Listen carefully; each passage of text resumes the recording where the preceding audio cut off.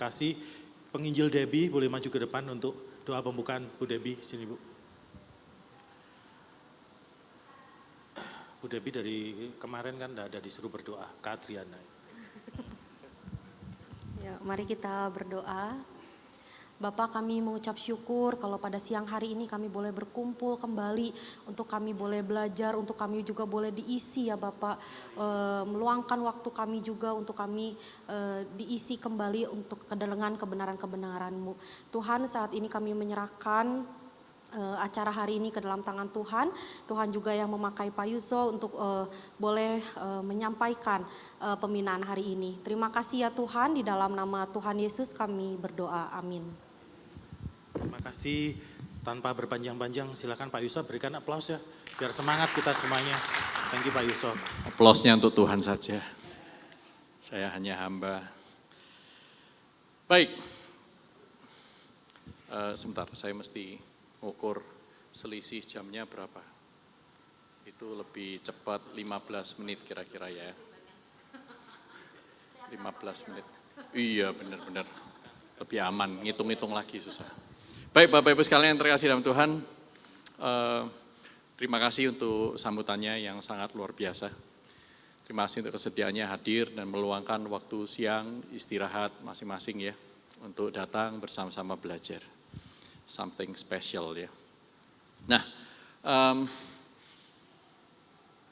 sebelum kita mengenal sesuatu lebih dalam, biasanya kita cenderung menganggap semuanya sama. Misalnya, semua laki-laki itu sama. Ini biasanya muncul dari wanita yang belum menikah. Atau semua wanita itu sama. Saya tinggal nyebut dalam hati, belum kenal istriku, tidak sama dengan yang lain. Ya, sederhananya begitu ya. Saya itu waktu SMP suka memelihara keong. Keong yang dijual di depan sekolah itu biasanya. Umang-umang atau kelomang atau apapun namanya ya, keong. Saking sukanya sampai saya mempelajarinya. Saya sampai belajar dari penjual keongnya. Dia bilang ini keong laut, beda dengan keong air tawar. Gitu. Keong laut itu cenderung lebih besar, warnanya lebih cerah. Kalau keong air tawar itu warnanya tidak secerah itu dan biasanya bodinya lebih kecil. Gitu. Dan semakin tahu semakin ini.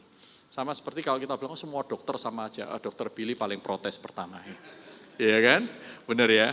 Nah demikian pula seringkali di dalam topik kita hari ini banyak orang itu mencampur adukkan antara religiusitas dan spiritualitas. Ada irisannya memang, tetapi di mana ya? Dan bagaimana kita harus melihat waktu kita mendengarkan kata ini disebutkan itu bagaimana kita memaknainya. Dan sampai kepada apa yang Alkitab ajarkan mengenai keduanya dan di sana itu yang kita akan sama-sama pelajari ya. Oke. Pertama-tama mari kita lihat apa itu religiusitas ya. Kalau kita lihat lebih dekat, religiusitas itu paling gampang diartikan itu dengan keagamaan seseorang, sifat beragama. Sifat beragama. Karena dari kata religio itu agama, kepercayaan. Ya, religiusitas berarti hal-hal yang berkaitan dengan agama. Sederhananya begitu, keagamaan seseorang. Nah, keagamaan seseorang itu mencakup apa? Satu, tingkah laku agamawi, pelaksanaan ritual agama, pergi ke gereja, kalau Kristen ya, pergi ke gereja, memberi persembahan perpuluhan, duduk menyembah, mendengarkan firman Tuhan, apa yang terlihat di luar ya, mungkin kalau Natalan itu ada ritual yang lebih rumit lagi sedikit ya, tapi kalau di Jawa kayaknya oke-oke saja. Kalau di luar pulau itu lebih rumit ya. Acara itu tidak cuma di gereja, tetapi di luar gereja, di rumah tangga, di mal-mal, itu ada ritualnya sendiri. Jadi segala sesuatu yang memiliki ritual itu kita bisa sebutkan agama sebenarnya. Nah manusia itu memang adalah makhluk beragama, ya makhluk beragama yang pasti mempunyai agama. Sekalipun dia bilang saya tidak punya agama, nah agamamu menyebut dirimu tidak beragama. Tapi sebenarnya itu adalah agamanya. Setiap orang itu mempunyai ritual. Bahkan kalau kita baca buku dari James K.A. Smith ya. Dia mengatakan bahwa agama di zaman modern ini bisa dalam bentuk konsumerisme. Itu sebuah agama. Misalnya fanatik terhadap klub bola tertentu, itu juga sebuah agama. Karena untuk itu orang mempersembahkan dirinya. Kamarnya dipasangi foto Cristiano Ronaldo, ya. Saya tidak tahu di kamar Bu Priska ada foto Pak Winfried enggak? Waktu pacaran siapa tahu ada di mana-mana fotonya ya kan? Kita tidak tahu ya kan? Nah, itu juga termasuk sebuah agama. Kalau saudara lihat hooligan ya, para fanatis sepak bola itu, mereka rela mati untuk timnya. Tawuran, mereka rela itu. Ya. Nah itu juga termasuk di dalam kategori agama, sekalipun yang disembah itu belum tentu Allah. Tetapi diperlakukan sebagai Allah. Nah keagamaan seseorang bisa dalam bentuk kognitif, yaitu pemahamannya misalnya. Kalau tadi tingkah lakunya, ini pemahamannya, doktrinnya. Ya. Dan juga penggunaan simbol-simbol keagamaan. Pakai kalung salib, pakai aksesoris ini dan itu, ya, apalagi pakai stiker di mobilnya, Jesus loves you. Ya. Whatever the question is, Jesus is the answer, gitu misalnya ya. Nah, tetapi keagamaan ini adalah sebuah fenomena yang bisa diamati di luar manusia. Ya, maksudnya di luar diri manusia, berbeda dengan batin. Jadi keagamaan itu adalah kesalehan yang di luar, yang tampak, terlihat oleh mata, kepala, sensibel oleh indera kita. Nah itulah keagamaan. Nah sekarang kalau kita bandingkan dengan spiritualitas, apakah spiritualitas itu? Nah, spiritualitas itu adalah kehidupan jiwa atau roh seseorang sebenarnya. Roh, lebih menjelaskan jiwa dan roh ini agak tricky ya teman-teman ya, agak panjang ya. Di dalam buku yang terakhir kami terbitkan, berjudul Spiritual Formation, saudara perlu beli buku itu, sangat baik. Buku yang diterbitkan oleh penerbit literatur Perkantas Jawa Timur, bisa cari di Shopee, cari di Tokopedia, itu adalah rangkuman dari bahan ajar kelas Spiritual Formation yang ditulis oleh para dosen kami. Dan di sana kami sepakat satu hati, kami memaparkan pemahaman kami tentang jiwa dan roh. Gitu misalnya. Ada sedikit perbedaan di beberapa dosen, tetapi perbedaan itu menurut saya tidak esensial. Pada intinya adalah kita percaya dikotomi, yaitu antara yang material dan imaterial. Manusia itu dicipta dengan dua komponen, yaitu tubuh dan roh. Nah, sebagian dari kami memasukkan jiwa itu ke dalam bagian tubuh, sebagian lagi mengatakan jiwa itu roh. Gitu ya. Nah, kalau kita baca lagi literaturnya sebenarnya ada 9 varian. 9 varian ini, makanya saya bilang kalaupun ada perbedaan, perbedaannya itu tidak besar, tidak esensial, tapi sama-sama dikotomi. Dalam pengertian begini loh. Jiwa itu nanti tidak berbagian dalam kerajaan surga.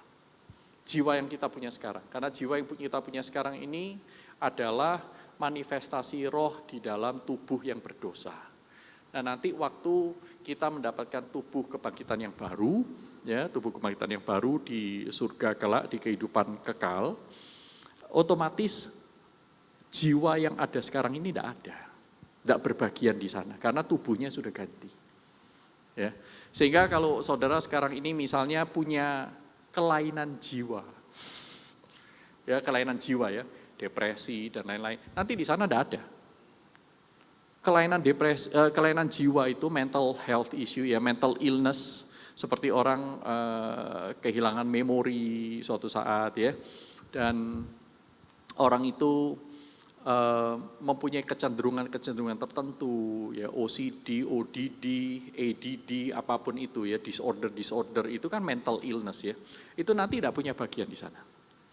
Dan kemudian jiwa itu selama berada di tubuh di dunia ini kan karena tubuh menua, jiwa juga menua.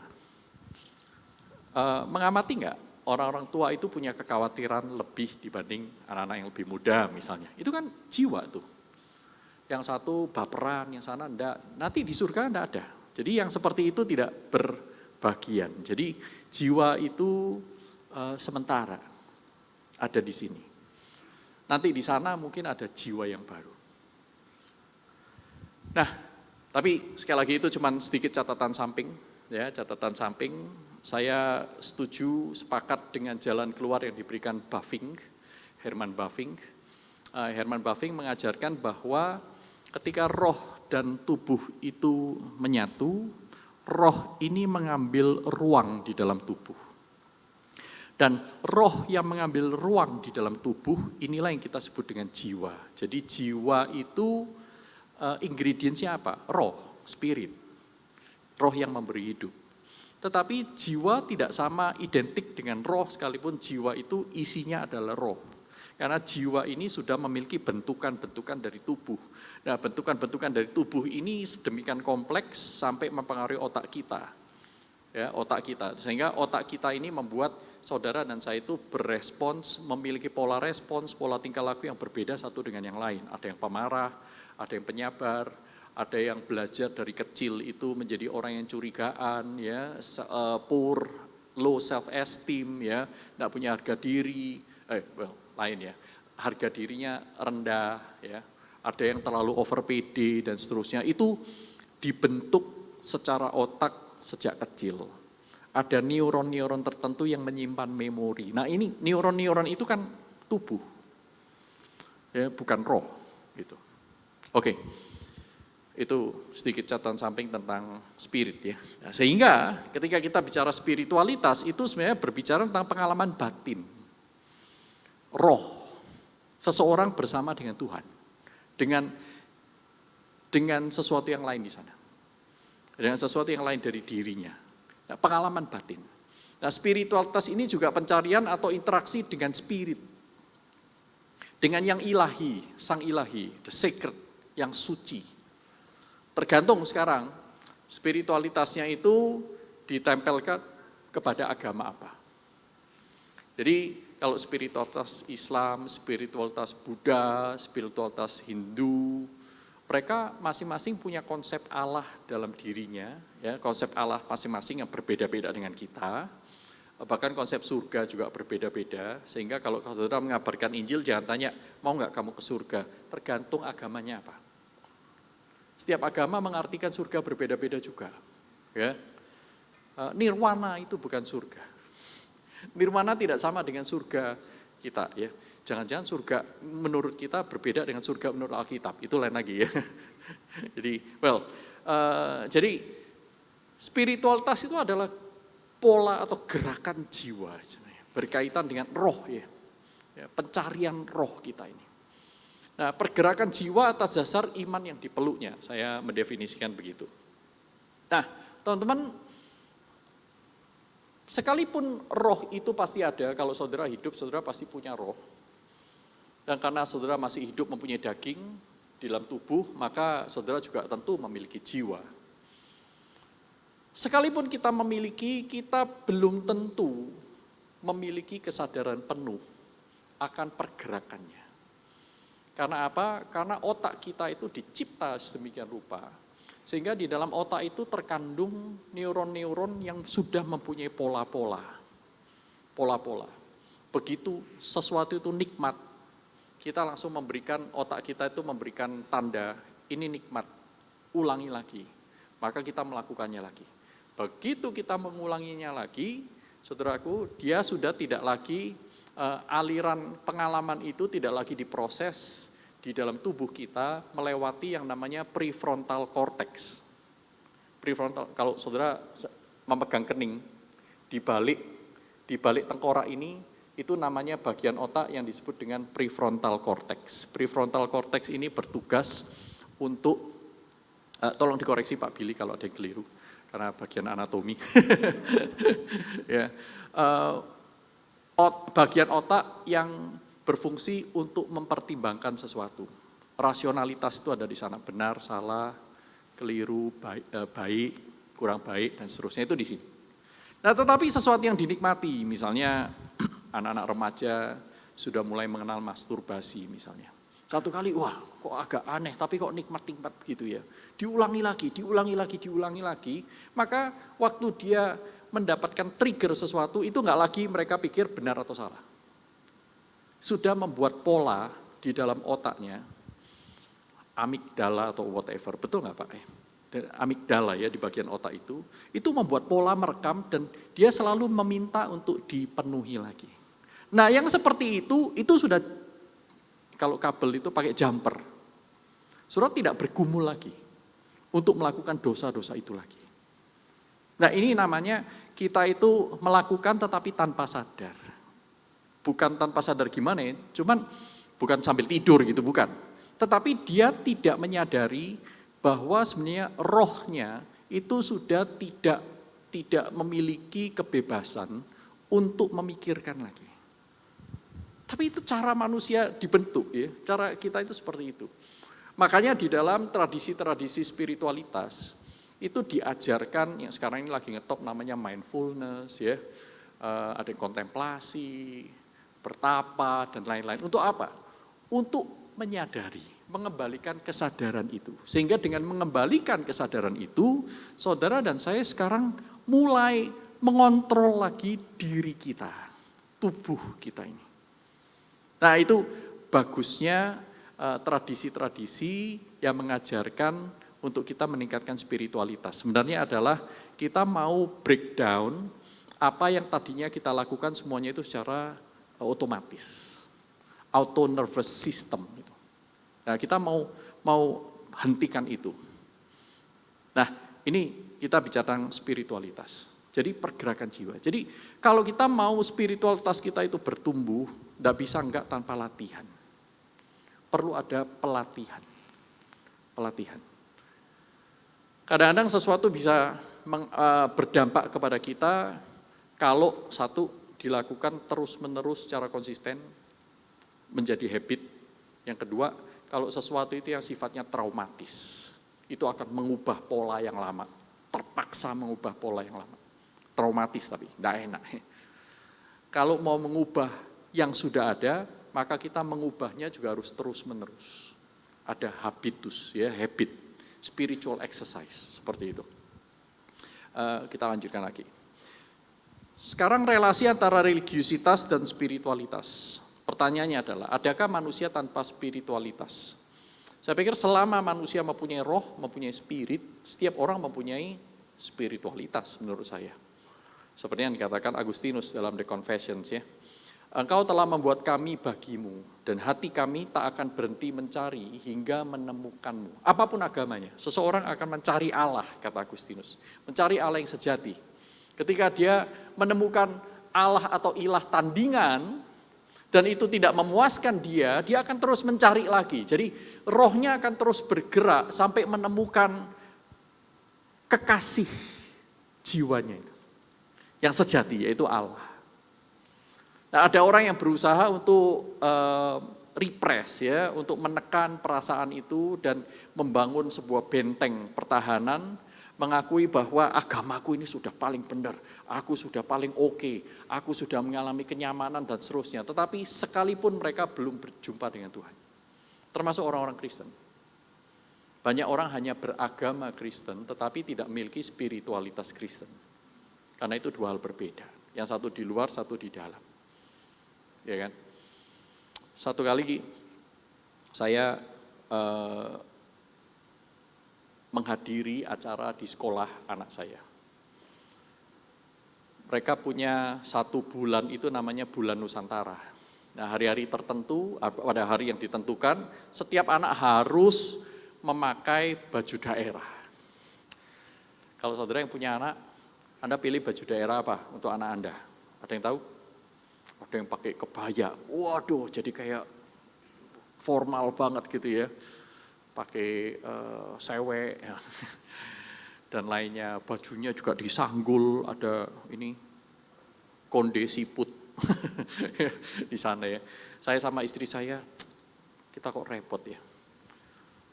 Kita cari pakaian daerah yang paling sederhana apa? Pakaian Dayak, so. paling sederhana. Ya tinggal pakai rok sama rompi, dalamnya bebas. Kaos biasa, enggak apa-apa gitu. Sama ikat kepala, wah gampang ya. Waktu saya datang sana, wah semua anak-anak kecil-kecil itu, kelas 1 SD gitu ya, wah mereka pakai pakaian daerah lucu-lucu, cantik-cantik. Saudaraku, wah, wih ini mirip orang Jawa betulan. Oh ini Minangkabau, wah, pakai topi bentuk kerbau itu ya.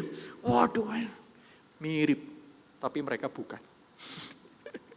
Mirip tapi bukan ya. Anak saya juga, wah bagus ini pakaian Dayaknya, tapi bukan anak Dayak, anak saya. Saya bukan Dayak. Banyak yang mirip, tapi dalamnya bukan. Ya. Apakah manusia mungkin tanpa spiritualitas? Selama dia mempunyai spirit, mestinya dia pasti mempunyai spiritualitas sekalipun bentuknya berbeda. Sekarang pertanyaannya, adakah religiusitas tanpa spiritualitas sama sekali?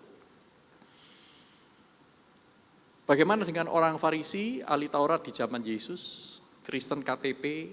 Menurut saya mereka mempunyai spiritualitasnya, sekalipun spiritualitasnya bukan tipe yang sesuai dengan Alkitab, yang di-approve oleh Tuhan, yang berkenan kepada Tuhan. Jadi mereka punya religiusitas sangat kental, sangat terasa, sangat terlihat di dalam kitab suci. Tuhan Yesus juga sering menegur mereka, engkau itu seperti kubur putih di luar, dalamnya busuk. Gitu. Putih di luar ini kan menunjukkan religiusitas karena bagian luar, dalamnya membenci Allah. Nah itu busuk. Ya. Nah ada yang namanya spiritualitas tanpa religiusitas. Kalau tidak ada religiusitas tanpa spiritualitas, karena setiap orang pasti punya spiritualitas, tergantung dia preferensinya mau ambil agama apa. Tetapi ada yang namanya spiritualitas tanpa religiusitas. Orang-orang yang tidak mau pilih agama apapun. Nah ini dimulai dari André Comte Sponville yang menyebutkan, yang menggagas gerakan ini, spiritualitas tanpa agama. Spiritualitas tanpa Tuhan. Gitu. Sebenarnya bukan berarti mereka nggak punya ritualitas sih menurut saya, kalau mau jujur ya. Mereka cuma nggak punya agama, nggak mau pilih salah satu agama yang ada. Mereka anti terhadap agama-agama itu. Sebenarnya yang mereka anti itu bukan religiusitas pada dirinya sendiri, yang setiap orang juga mestinya sama. Tetapi, saudaraku, yang mereka anti itu adalah kepada agama-agama yang munafik. Termasuk banyak orang Kristen yang munafik. Orang Kristen tetapi misalnya menggaji karyawannya tidak adil, tidak sesuai UMR gitu misalnya ya. Orang Kristen yang korupsi, banyak saudaraku. Nah ini orang-orang ini benci mereka dengan agama-agama ini, tergantung konteks mereka. Kalau mereka di India ya mereka benci dengan agama Hindu.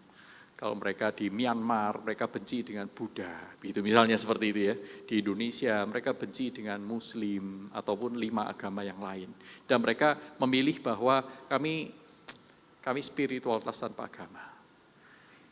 Kebangkitan spiritualitas itu terjadi, teman-teman, di pertengahan abad yang lalu sampai abad ini.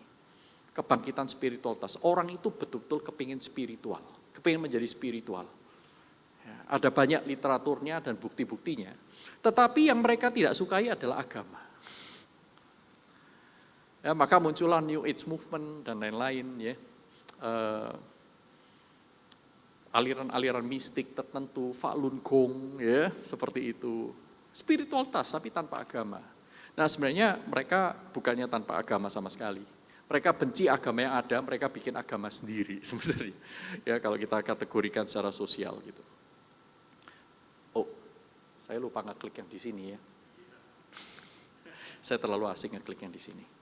Oke, intinya saya sudah bacakan semua tadi. Ya. Berikutnya, kok lain. Oh ya ini tadi ya. Adakah spiritualitas tanpa religiusitas? Oke, lanjut ya. Peringatan Tuhan di Alkitab bagi kita. Adakah religiusitas tanpa spiritualitas? Saya tadi katakan mestinya tidak ada. Selama orang punya spirit, nggak mungkin ada. Tetapi religiusitas tanpa spiritualitas dalam Allah yang benar, nah ini ada. Religiusitas asal religius tanpa spiritualitas di dalam Allah yang benar. Ini yaitu religiusitas tanpa relasi yang sehat dengan Allah. Atau kita bilang religiusitas semu. Yang Tuhan Yesus juga terus-menerus kritik anak-anak Tuhan itu. Misalnya Matius pasal 7. Bukan semua orang yang berseru kepadaku Tuhan, Tuhan. Berseru di dalam doanya, dalam nyanyinya, di dalam stiker-stiker yang dipakai, simbol-simbol agama yang digunakan, menyebut Yesus Tuhan. Berarti dia punya religiusitas, betul ya? Karena itu yang di luar, hal yang sifatnya agama. Ya. Tetapi Tuhan bilang, mereka yang mendapatkan bagian dalam kerajaan surga adalah orang-orang yang melakukan kehendak Bapa di surga. Melakukan kehendak Bapa di surga. Nah ini menarik, saya lanjutkan lagi. Kemudian orang-orang itu akan bertanya, bukankah kami memberitakan Injil demi namamu? Salah satu bentuk religiusitas, ketaatan kepada perintah agama. Bukankah kami mengusir setan demi namamu, melakukan mujizat? Bukankah kami menyembuhkan orang demi namamu? Bukankah ini dan itu? Kalau kita sekarang, bukankah kami menjadi majelis demi namamu, menyerahkan diri, studi di seminari, menjadi hamba Tuhan, pendeta, penginjil, guru agama demi namamu? Tuhan Yesus bilang, enyahlah engkau sekalian pembuat kejahatan. Aku tidak mengenal engkau. Mengenal. Nah ini menarik lagi. Jadi, melakukan kehendak Allah diparalelkan dengan mengenal.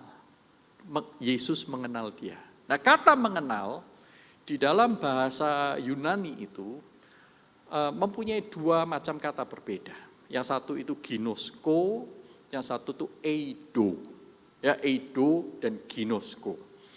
Eido itu mengenal secara sensual.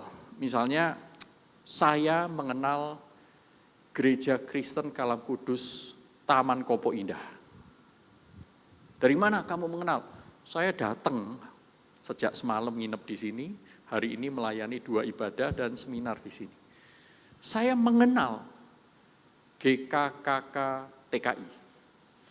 Pengenalan saya berdasarkan apa? Pengalaman indrawi. Ya saya ada di sini nih. Saya tahu nih, wah naik tangganya lumayan lah. Ya, semoga 1 tahun lagi nggak lupa. Ya, misalnya begitu ya. Wah ini ada ruangnya besarnya sekian. Gitu. Nanti kalau orang lain tanya sama saya, gimana ruangannya, akustiknya? Saya bilang bagus loh. Bagus ini, ditata begitu rapi ya. Puji-puji aja gimana, seperti ini. Nah, saya bisa. Karena apa? Saya mengenal, tapi ini mengenal eido. Eido beda dengan ginosko. Kalau ginosko itu mengenal dengan relasi. Kalau tadi mengenal dengan sensasi, ginosko itu mengenal dengan relasi. Nah, kalau dulu misalnya seperti yang dikatakan Ayub ya, kalau dulu aku mengenal Tuhan dari apa kata orang, tetapi sekarang aku mengenal Tuhan tatap muka nih, ya, dengan pribadi. Nah ini mempunyai relasi yang lebih dalam, mengenal karena relasi. Kalau dulu saya nggak kenal dengan Pak Winfried nih, sekarang saya kenal nih, punya hubungan pribadi, sekalipun pengenalannya belum banyak. Beda dengan Bu Priska, ya kan, pasti kenal. Yada atau ginoskonya itu tinggi sekali. Nah ginosko ini di bahasa Ibrani-nya namanya yada. Mirip seperti itu. Yada itu intimate relationship, ya, relasi yang intim. Nah, saudara masih ingat kalau ketika Gabriel datang kepada Maria dan memberitakan kepada Maria bahwa dia akan mengandung bayi Tuhan Yesus. Apa yang dikatakan Maria? Bagaimana mungkin aku bisa mengandung karena aku belum bersuami. Tapi itu terjemahan Indonesia. Bahasa aslinya adalah karena aku belum mengenal laki-laki. Aku belum ginosko laki-laki. Belum ginosko. Ya tentu bukan berarti Maria itu tidak mengerti gender, mana laki, mana perempuan. Enggak, saudaraku. Dia kalau disuruh pilih toilet nggak mungkin keliru dia. Dia tahu nih, ya. Kalau toilet pria, toilet wanita, ya, dia tahu, dia bisa membedakan. Dia mungkin ya, siapa tahu, dia tahu teman-temannya itu kalau cowok itu kalau pipis berdiri, kalau cewek pipisnya jongkok atau duduk, ya kan?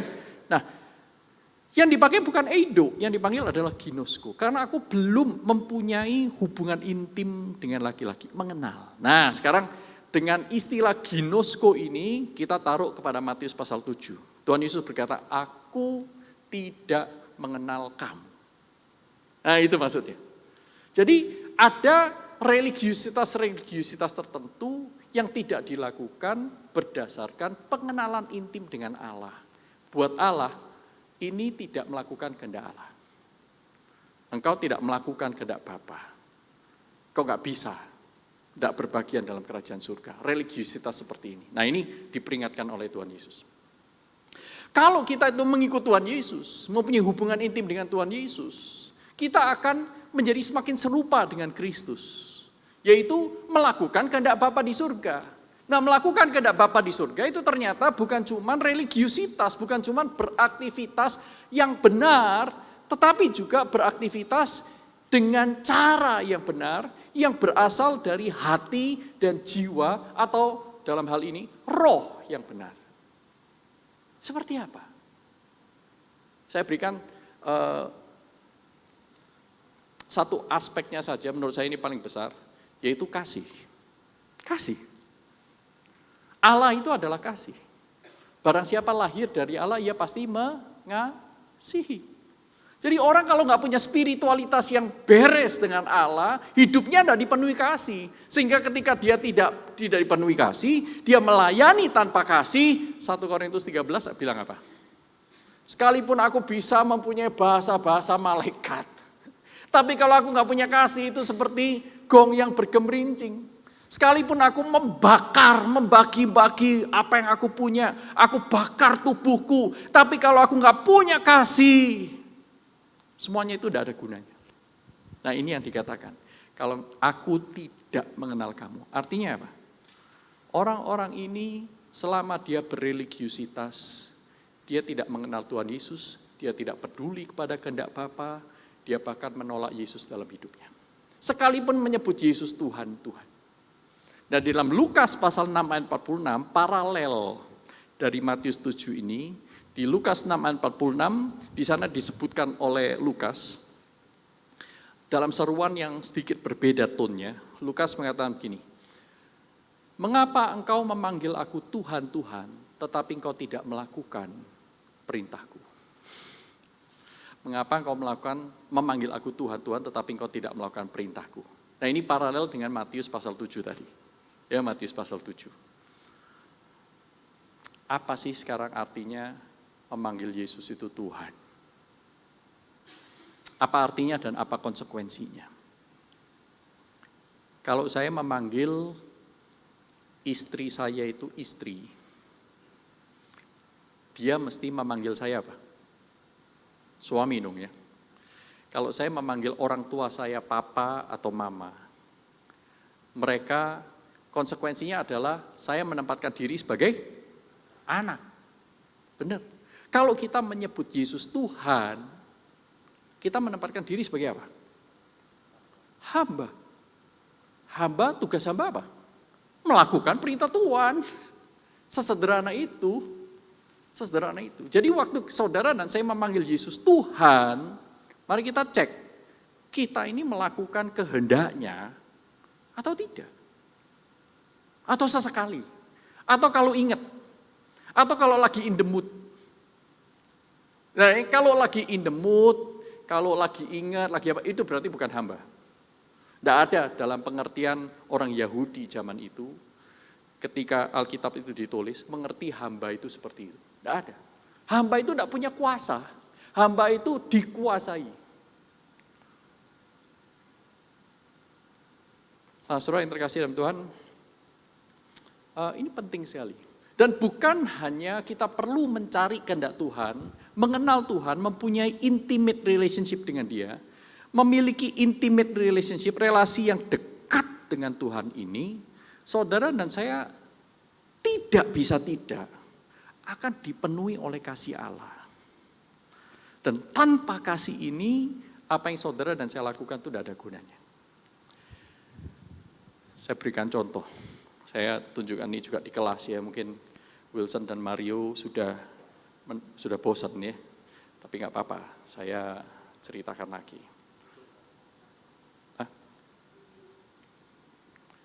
Julius masih belum ambil kelas saya yang bagian itu, karena baru masuk dia.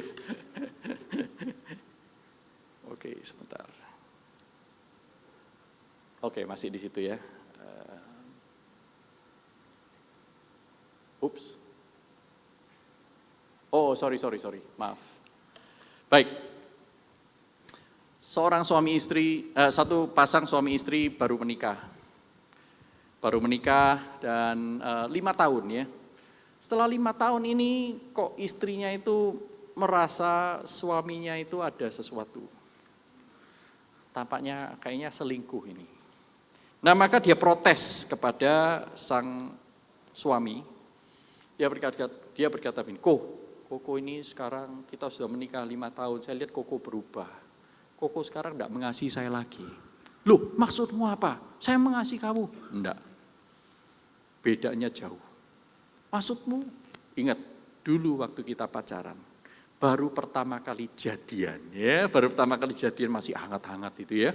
Pertama kali jadian, Koko itu waktu pacaran 1 tahun minimal kasih aku hadiah 3. 1 ulang tahun, 2 hadiah Natal, yang ketiga hadiah ini, Valentine, pengalaman ya. Masih dijaga, puji Tuhan ya. 3 ya, ulang tahun, Valentine, dan Natalan, kasih hadiah. Sekarang kok setelah 5 tahun, jangankan ya Valentine, Natal, enggak usah lah misalnya. Ulang tahunku kalau enggak disindir-sindir kamu lupa. Hari ini hari apa ya? Hari apa mak? Hari Selasa. Enggak, ada sesuatu yang spesial. Buka kalian, iya ulang tahun.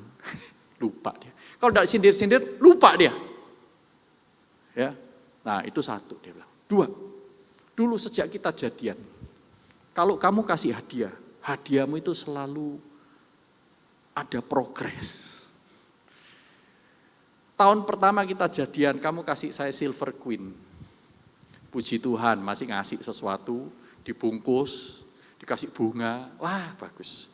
Bungkusnya lebih besar dari isinya.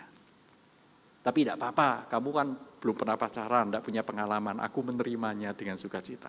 Tahun kedua, wah, bunga mawar putih 50 kuntum. Bunga kesukaan saya. Kamu kasih itu, tahun kedua kita pacaran.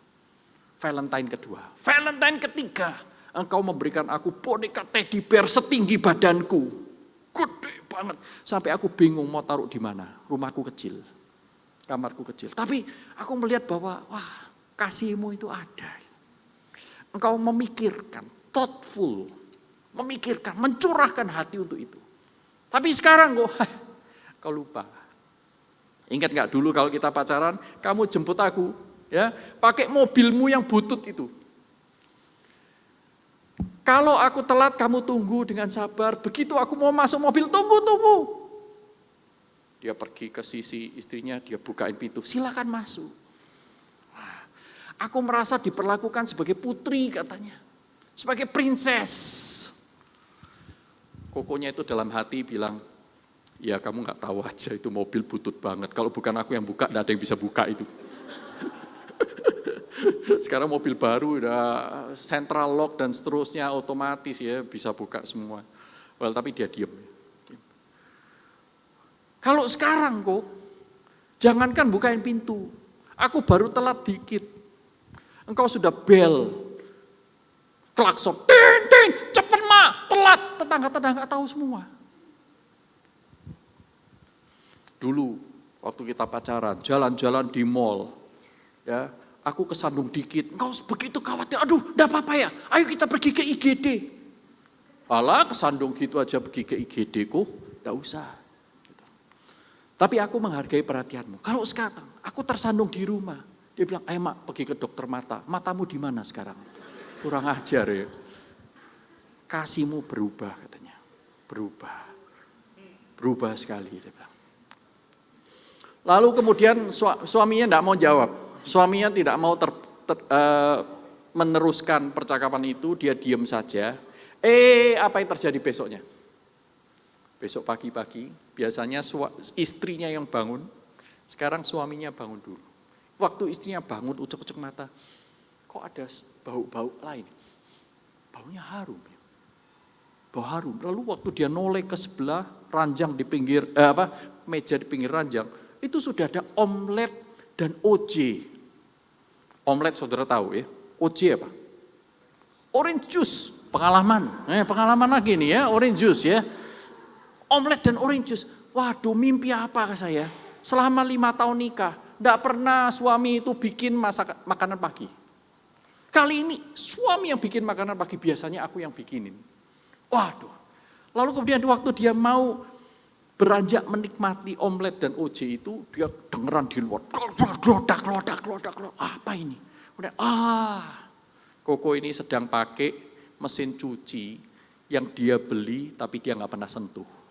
Dia nggak tahu air itu seberapa banyak, ya baju dulu dia dimasukkan atau apa. Ini pasti begini. Nah kemudian dia baru mau keluar, kokonya langsung masuk pintu dengan busa deterjen di mana-mana. Enggak usah. Semuanya sudah beres. Kamu duduk saja menikmati makanan pagi, aku akan mandi, ganti baju, aku siap ke kantor. Oke. Akhirnya dia pergi ke kantor, teman-teman. Pergi ke kantor, waktu istri ini mengantar, ya aku antar kamu keluar. Begitu buka pintu rumah, wah, lantainya kinclong. Sampah-sampah itu sudah diganti semua plastiknya. Dia bilang, waduh, itu buffet itu tidak ada debu sama sekali. Wah ini berarti bangunnya pagi banget ini. Wah kemudian ya hati-hati ya, sudah selesai. Kejutan tidak berhenti di pagi hari. Setiap 2 jam datang kejutan. Kejutan pertama datang jam 10. Ting tong. Muncul tuh. Ya. Bolu susu. Mumpung ini Bandung ya, ilustrasinya harus kontekstual. Bolu susu Lembang. Kesukaan dia. Waduh. Lumayan juga nih Koko ya.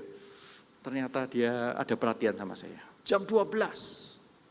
Ting tong, kiriman lagi saudaraku. Ya, pempek Gang Rama.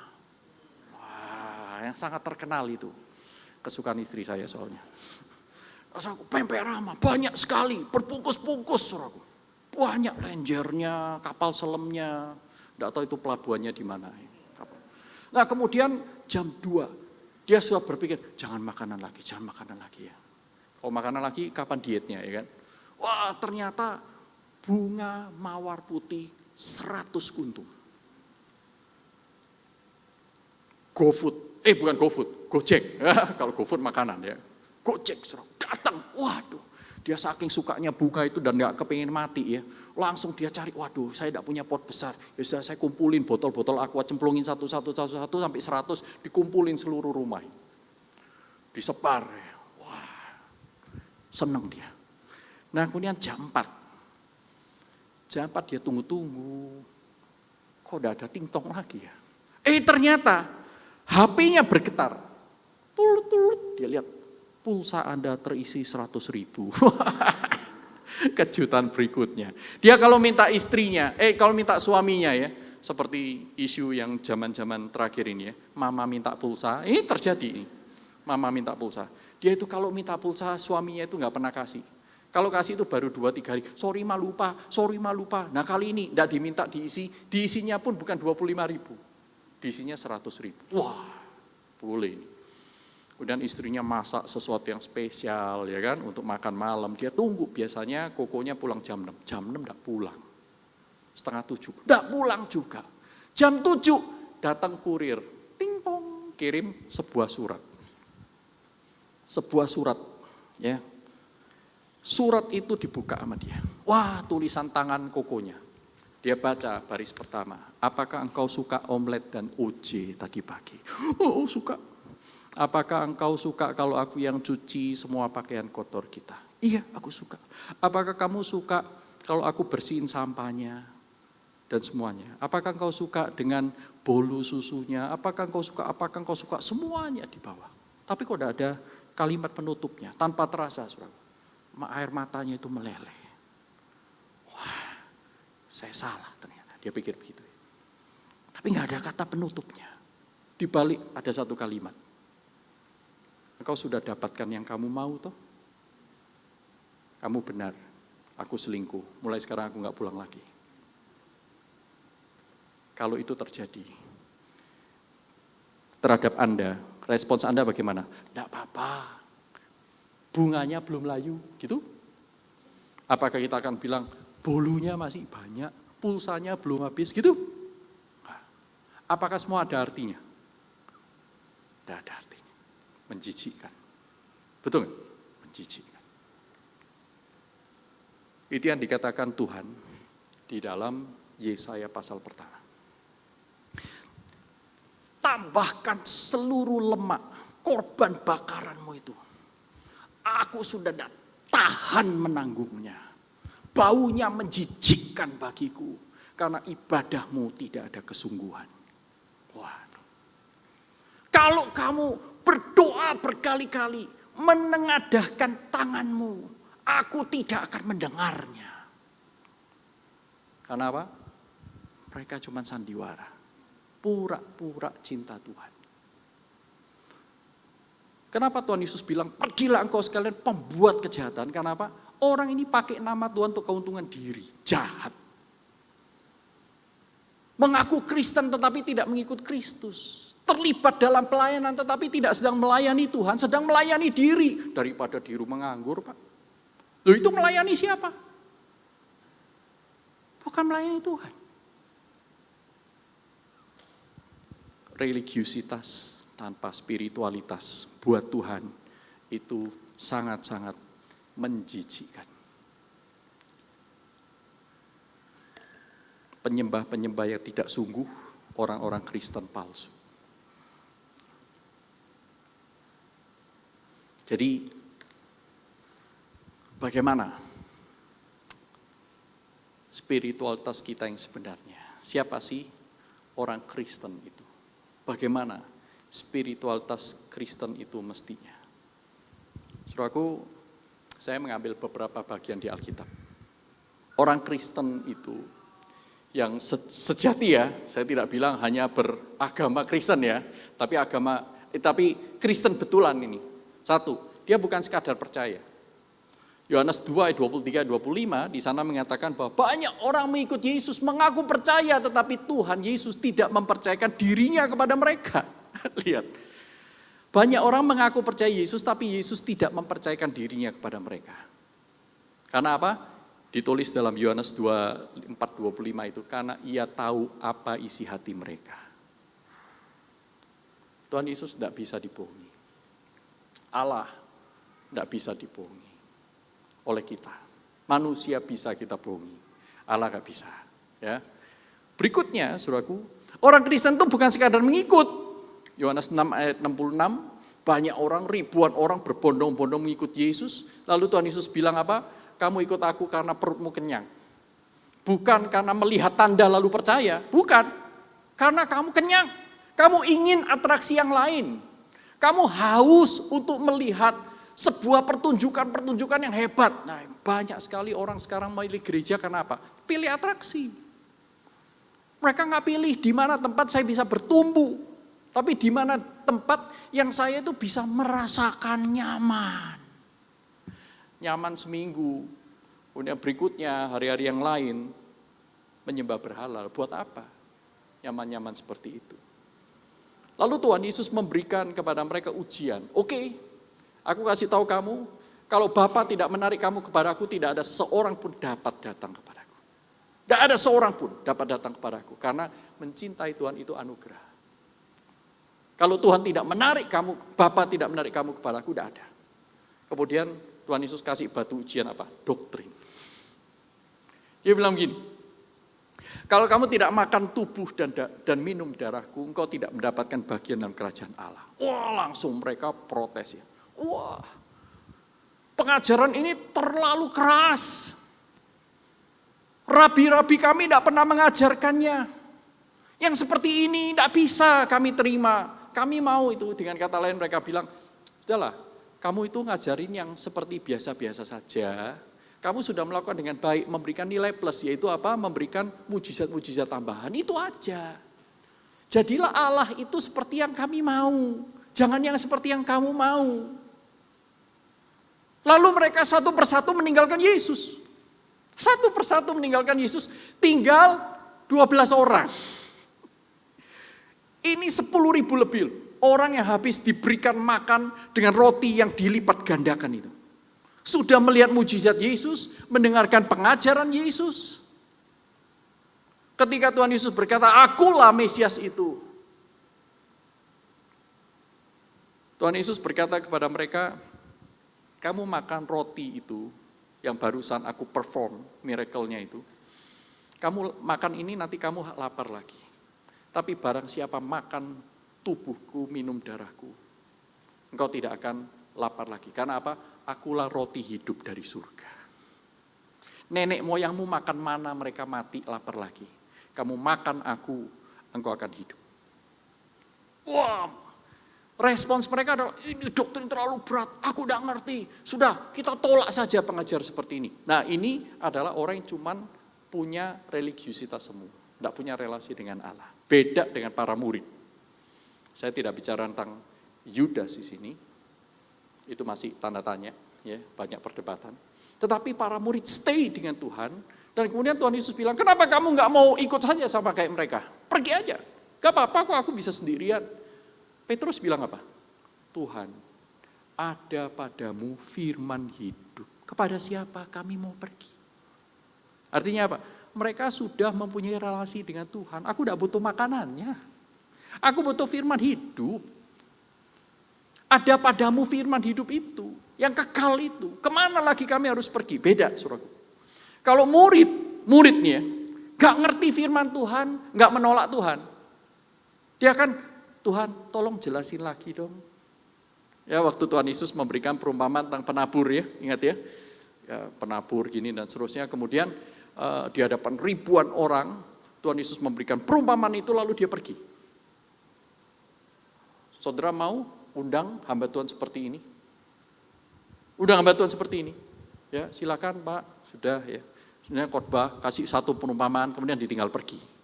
Saudara enggak mau. Tuhan Yesus melakukan itu.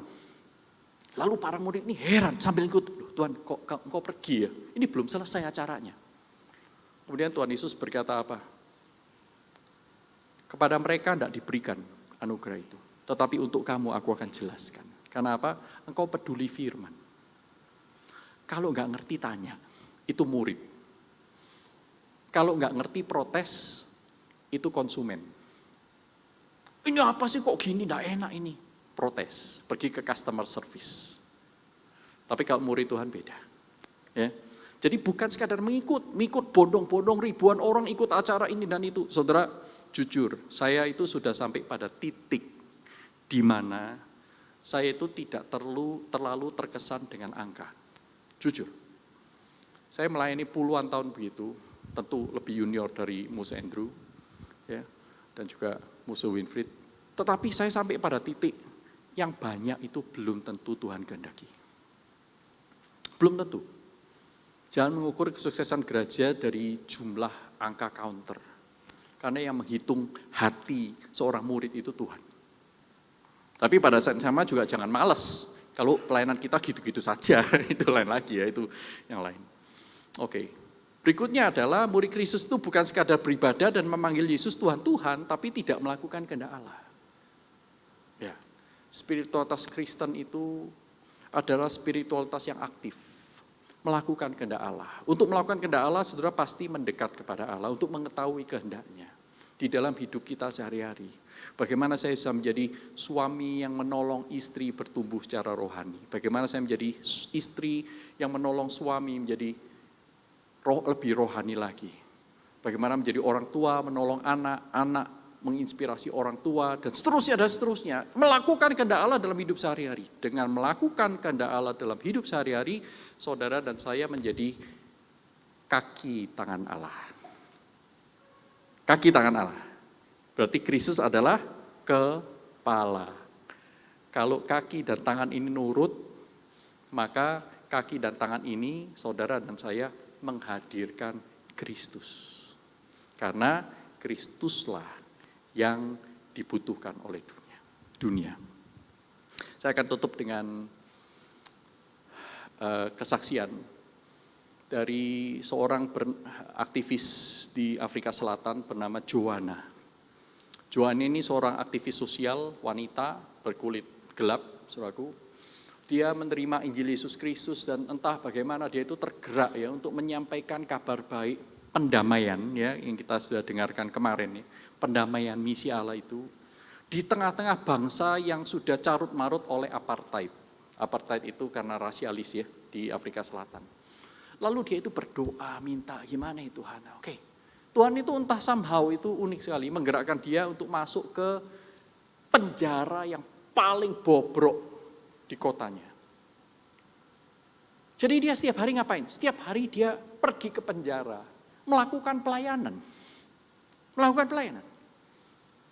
Nah sampai suatu ketika, saudaraku, perubahan itu terjadi besar sekali lewat kehadiran Joanna di penjara itu. Sebelum Joanna datang, kejadian kekerasan di antara narapidana maupun narapidana dengan sipir penjara itu 279 kali dalam 1 tahun. Peristiwa kekerasan. Sejak Joanna masuk dalam 1 tahun itu tinggal 2. Orang heran. Perubahannya apa? Tidak ada program khusus selain Joanna yang masuk. Maka stasiun TV BBC ya, itu datang untuk melakukan interview. Mereka ingin membuat sebuah acara dokumenter. Rencananya cuma 1 sesi, ternyata tidak cukup jadi 2 sesi. Sudah bisa ketemu di internet ini. Ya. Itu menjadi sangat fenomenal sampai suatu ketika Philip Yancey, salah seorang penulis Kristen yang terkenal juga itu, dia mau wawancarai Joanna dan bertanya, apa yang terjadi nih Joanna, please kasih tahu kami apa yang terjadi, apa yang kamu lakukan. Philip, saya cuma melakukan hal yang sederhana, saya masuk sana, saya bikin kelompok-kelompok kecil, kami menyanyi bersama, main icebreaker, saya mendengarkan mereka berkeluh kesah tentang masa lalunya, mereka menangis-nangis di pundak saya cuma melakukan hal-hal itu. Lalu Philip Yancey itu tidak terima, saudaraku. Karena dia berpikir kalau orang lain melakukan itu, apakah dampaknya sama? Pasti ada sesuatu yang lain. Please lah Joanna, tell me, what did you do? Apa yang kamu lakukan di sana? Kasih tahu kami. Lalu Joanna itu bilang gini, sampai sekarang saya juga ingat. Joanna bilang gini, Philip, kamu kan tahu Tuhan itu ada di mana-mana. Saudara tahu kan Tuhan ada di mana-mana? Tuhan sudah ada di penjara itu sebelum saya datang. Tuhan sudah ada di sana. Yang saya lakukan itu hanya to make him visible. Saya hanya memperlihatkan Tuhan itu ada. Lewat apa? Dia menjadi kaki tangannya Tuhan. I just make him visible. Terlihat. Wah, itu menginspirasi banget.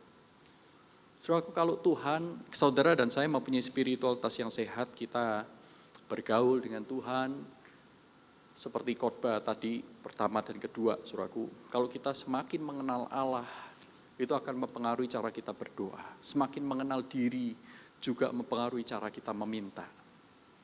Ya, dan semakin mengenal Allah, bukan cuma doa yang berubah, tetapi hidup kita juga akan berubah.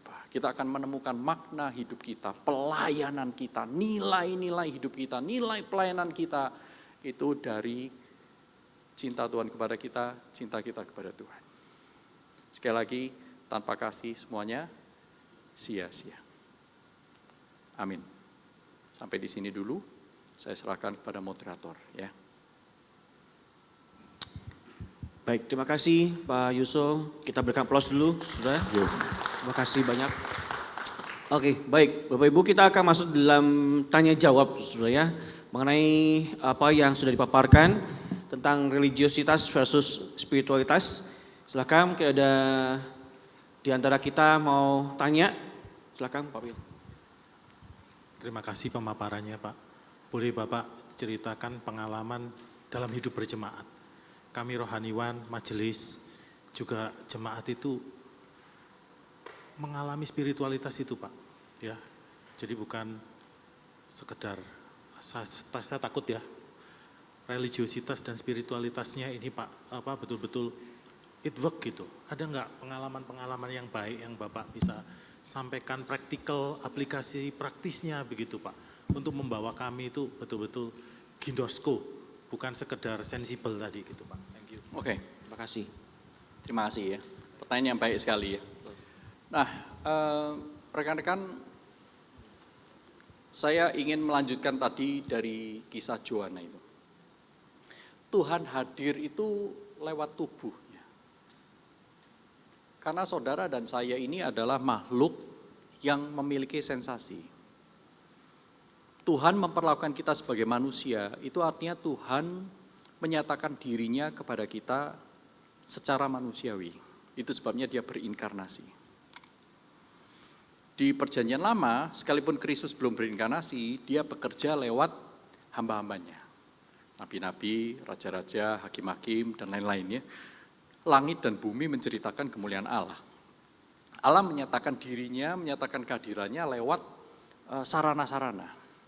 Jadi ada dua macam cara Allah itu menyatakan dirinya. Yang satu itu immediate, yang kedua itu mediate. Immediate ini artinya tanpa media, yang kedua itu dengan media. Yang tanpa media ini sesuatu yang miracle yang jarang sekali. Tetapi kita tidak bisa bilang tidak pernah terjadi. Ya, ini pasti ada. Cuman kita tidak bisa jadikan ini norma, karena ini memang tidak normal, ini supranatural, supranormal. Atas anugerah Allah, kadang-kadang Allah menyatakan dirinya, ya, melampaui apa yang dia sudah nyatakan lewat common revelation, general revelation, dia memberikan special revelation secara immediate. Ya. Tetapi secara mediate, desain Allah adalah menggunakan kaki tangannya. Maka Paulus itu langsung menggunakan istilah tubuh Kristus. Tubuh Kristus.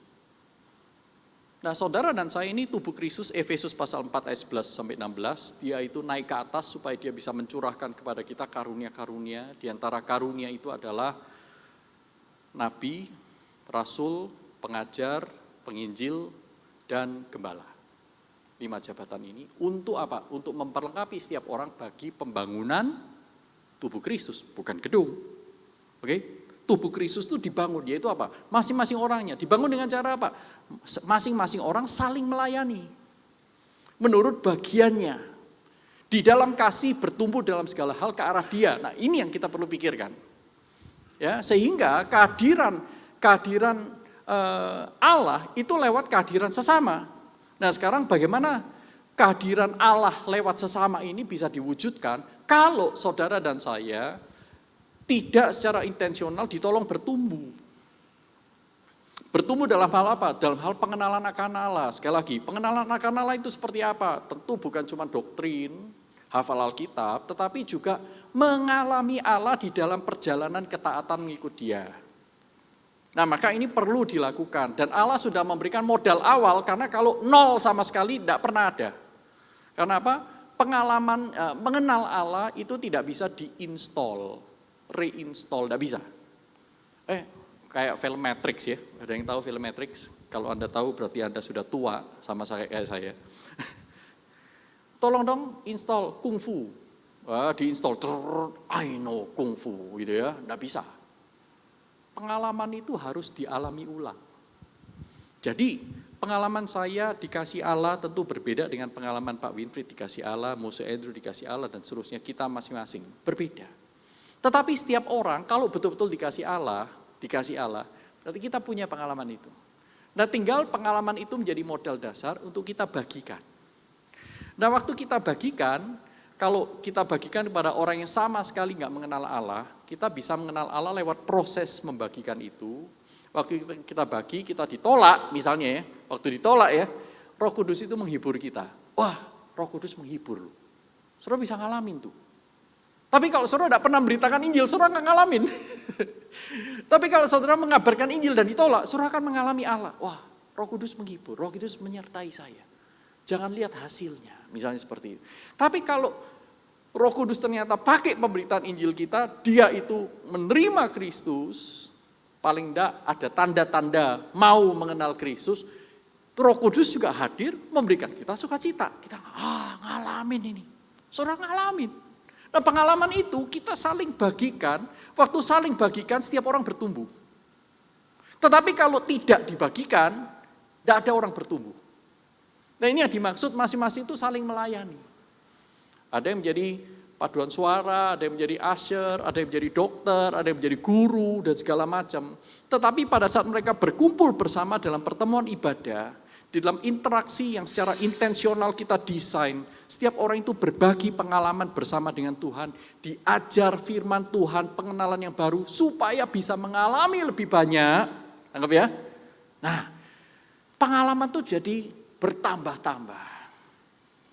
Nah pengalaman dan pengenalan inilah yang menolong saudara itu memiliki spiritualitas yang baik. Jadi bagaimana kita itu tidak sibuk hanya sekadar menjalankan program. Tubuh Kristus itu rekan-rekan pasti berinteraksi satu dengan yang lain. Karena dia melayani satu dengan yang lain. Jadi yang harus kita miliki dalam mindset kita itu bukan mindset sebagai event organizer. Gereja bukan event organizer. Gereja adalah keluarga. Sehingga di dalamnya kita mesti memikirkan cara bagaimana interaksi antara satu dengan yang lain di dalam Kristus, di dalam firman Tuhan itu menjadi limpah. Kolose 3 ayat 16 dan 17, hendaklah perkataan Kristus diam dengan segala kekayaannya di antara kamu, sehingga kamu satu dengan yang lain, saling apa? Saling mengajar, saling menegur, saling menyanyikan lagu puji-pujian, mazmur, lagu rohani, dan lain-lain, dan apapun yang kamu lakukan semuanya untuk kemuliaan Tuhan. Nah ini penting sekali ya, hendaklah perkataan Kristus diam dengan segala kekayaannya. Diam ini bukan silent, diam ini apa? Meninggali. Seperti tinggal dalam rumah, itu diam di sana. Ya, N-O-I-K-O bahasanya. N itu di dalam, O-I-K-O itu oikos. Oikos itu rumah. Diam itu pakai kata N-O-I-K-O. Betah di rumah. Hendaklah perkataan Kristus betah. Tinggal di antara kamu. At home di antara kamu. At home itu seperti apa sih? Betah. Pak Winfried, sebut saja satu kali mau mampir ke rumah saya. Sebut saja rumah saya tidak di apartemen yang sekarang ini, tapi di rumah biasa ya. Pak, saya mau datang nih, 30 menit lagi nyampe dari bandara ke rumah Bapak. Oke, silakan Pak, wah senang banget nih Pak Winfried ya. Pak Winfried, setengah jam udah nyampe di pintu gerbang rumah. Saya bukain, wah apa kabar Pak, selamat. Dan masuk. Saya bukain pintu gerbang, beliau masuk ya. Baru mau masuk di bandara, baru mau melangkahkan kaki ini. Saya bilang, tunggu Pak. Lain ladang, lain belalang, lain lubuk, lain ikannya. Setiap rumah punya tata keramanya sendiri. Sorry Pak. Karena Bapak dari luar, Bapak harus lepas sepatu. Oh ya lepas sepatu. Waktu mau ngelangkah kaki, Pak kaos kakinya juga. Oh no problem, lepasin kaos kaki, masukin di sepatu. Waktu mau melangkah, maaf Pak, cuci kaki dulu. Ya, di sana ada kerannya. Ya, cuci kaki. Kemudian ada keset. Kemudian baru mau melangkah, Pak, boleh sih. Tapi karena kaki Bapak masih lembab dan basah, Bapak tidak boleh jalan di tengah-tengah. Jalannya mesti mepet-mepet tembok. Mepet tembok gitu. Kenapa? Karena kalau basah diinjak nanti debu itu kan masuk ya. Debu itu tertangkap di basahan-basahan itu ya. Jadi masuk itu melipir-melipir gitu ya. Kemudian, Pak, ini ruang tamu saya. Ya. Yang besar sofa itu untuk keluarga. Untuk tamu, dengklik ini. Dengklik ini, Pak Winfried ya, dengklik.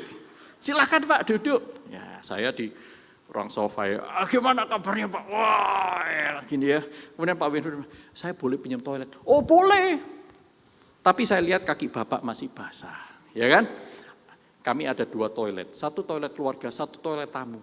Yang tamu itu kecil di sana Pak. Jalan melipir, sampai di sana lampunya mati lagi, tidak terawat. Sampai di dalam toilet Pak Winfried sudah bergumul ya. Tadinya itu sebenarnya saya mau berpikir, boleh enggak ya saya nginep di sini 2 malam. Tapi kalau gini 2 jam aja saya enggak tahan. Itu namanya enggak betah. Betah. Sekarang pertanyaannya, firman Tuhan tuh betah enggak di kita?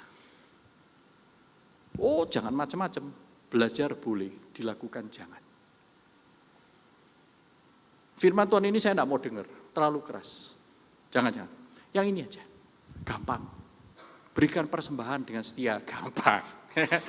Berikan hidupmu, jangan. Kita cepat-cepat lupain.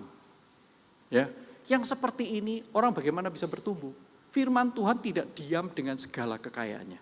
Tetapi orang yang membuka diri di hadapan Tuhan, mau haus dan lapar akan kebenaran, mau melakukan apapun yang Tuhan perintahkan, sekalipun susah, sekalipun gak ngerti, mau tanya, mau cari tahu, mau diperlengkapi. Orang-orang seperti ini, wah, seperti C.S. Lewis dalam Mere Christianity, dia bilang, kita pikir perubahan itu dari rumah ini menjadi rumah kecil yang lebih bagus. No, Tuhan akan bongkar semuanya, akan membuat sebuah mansion. Hidup kita akan jungkir balik, tetapi menjadi jauh lebih baik dari yang kita pernah bayangkan. Murid Tuhan. Tapi itu semua tidak mungkin terjadi kalau kita tidak ada interaksi satu dengan yang lain. Gereja itu perlu interaksi, bukan cuma acara. Oke? Kalau entertainment nggak perlu interaksi. Bioskop nggak perlu interaksi. Kita bisa duduk di tempat yang sama, ketawa sama-sama, nonton sama-sama, melakukan hal yang sama-sama, pulang nggak saling kenal. Hidupnya tidak ada transfer satu dengan yang lain. Kasih Allah tidak dibagi-bagikan. Gereja tidak boleh jadi bioskop. Gereja itu persekutuan orang percaya. Ini. Saya tidak bisa memberikan rumus detail 1, 2, 3. Paling nggak mari kita arahkan. Bagaimana ya caranya? Membuat gereja kita itu semua satu dengan yang lain itu saling kenal.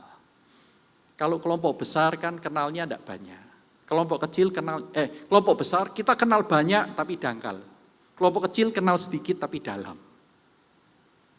Jadi kalau seperti di Rick Warren itu ya, dia pakai corong. Ada crowd, ada medium, ada small. Diterapkan semuanya. Tapi semua ditata secara intensional, ada mobilisasi orang dari crowd ini dituntun sampai masuk di small group. Nah di small group diajak bertumbuh lebih dalam lagi. Intinya kita tidak mungkin bertumbuh di luar firman. Kita hanya bisa bertumbuh di dalam firman lewat kehadiran orang yang juga bertumbuh di dalam firman. Dan Tuhan sudah kasih modal. Modalnya adalah para pengajar, para gembala, dan para penginjil. Leaders ambil kepemimpinan di sana. Tetapi leaders yang baik adalah leaders yang memberdayakan, yang memultiplikasi. Leaders yang melatih, bukan hanya performance. Sehingga sejak menyadari hal ini lebih dalam lagi, kami di kampus itu mulai berubah mindset.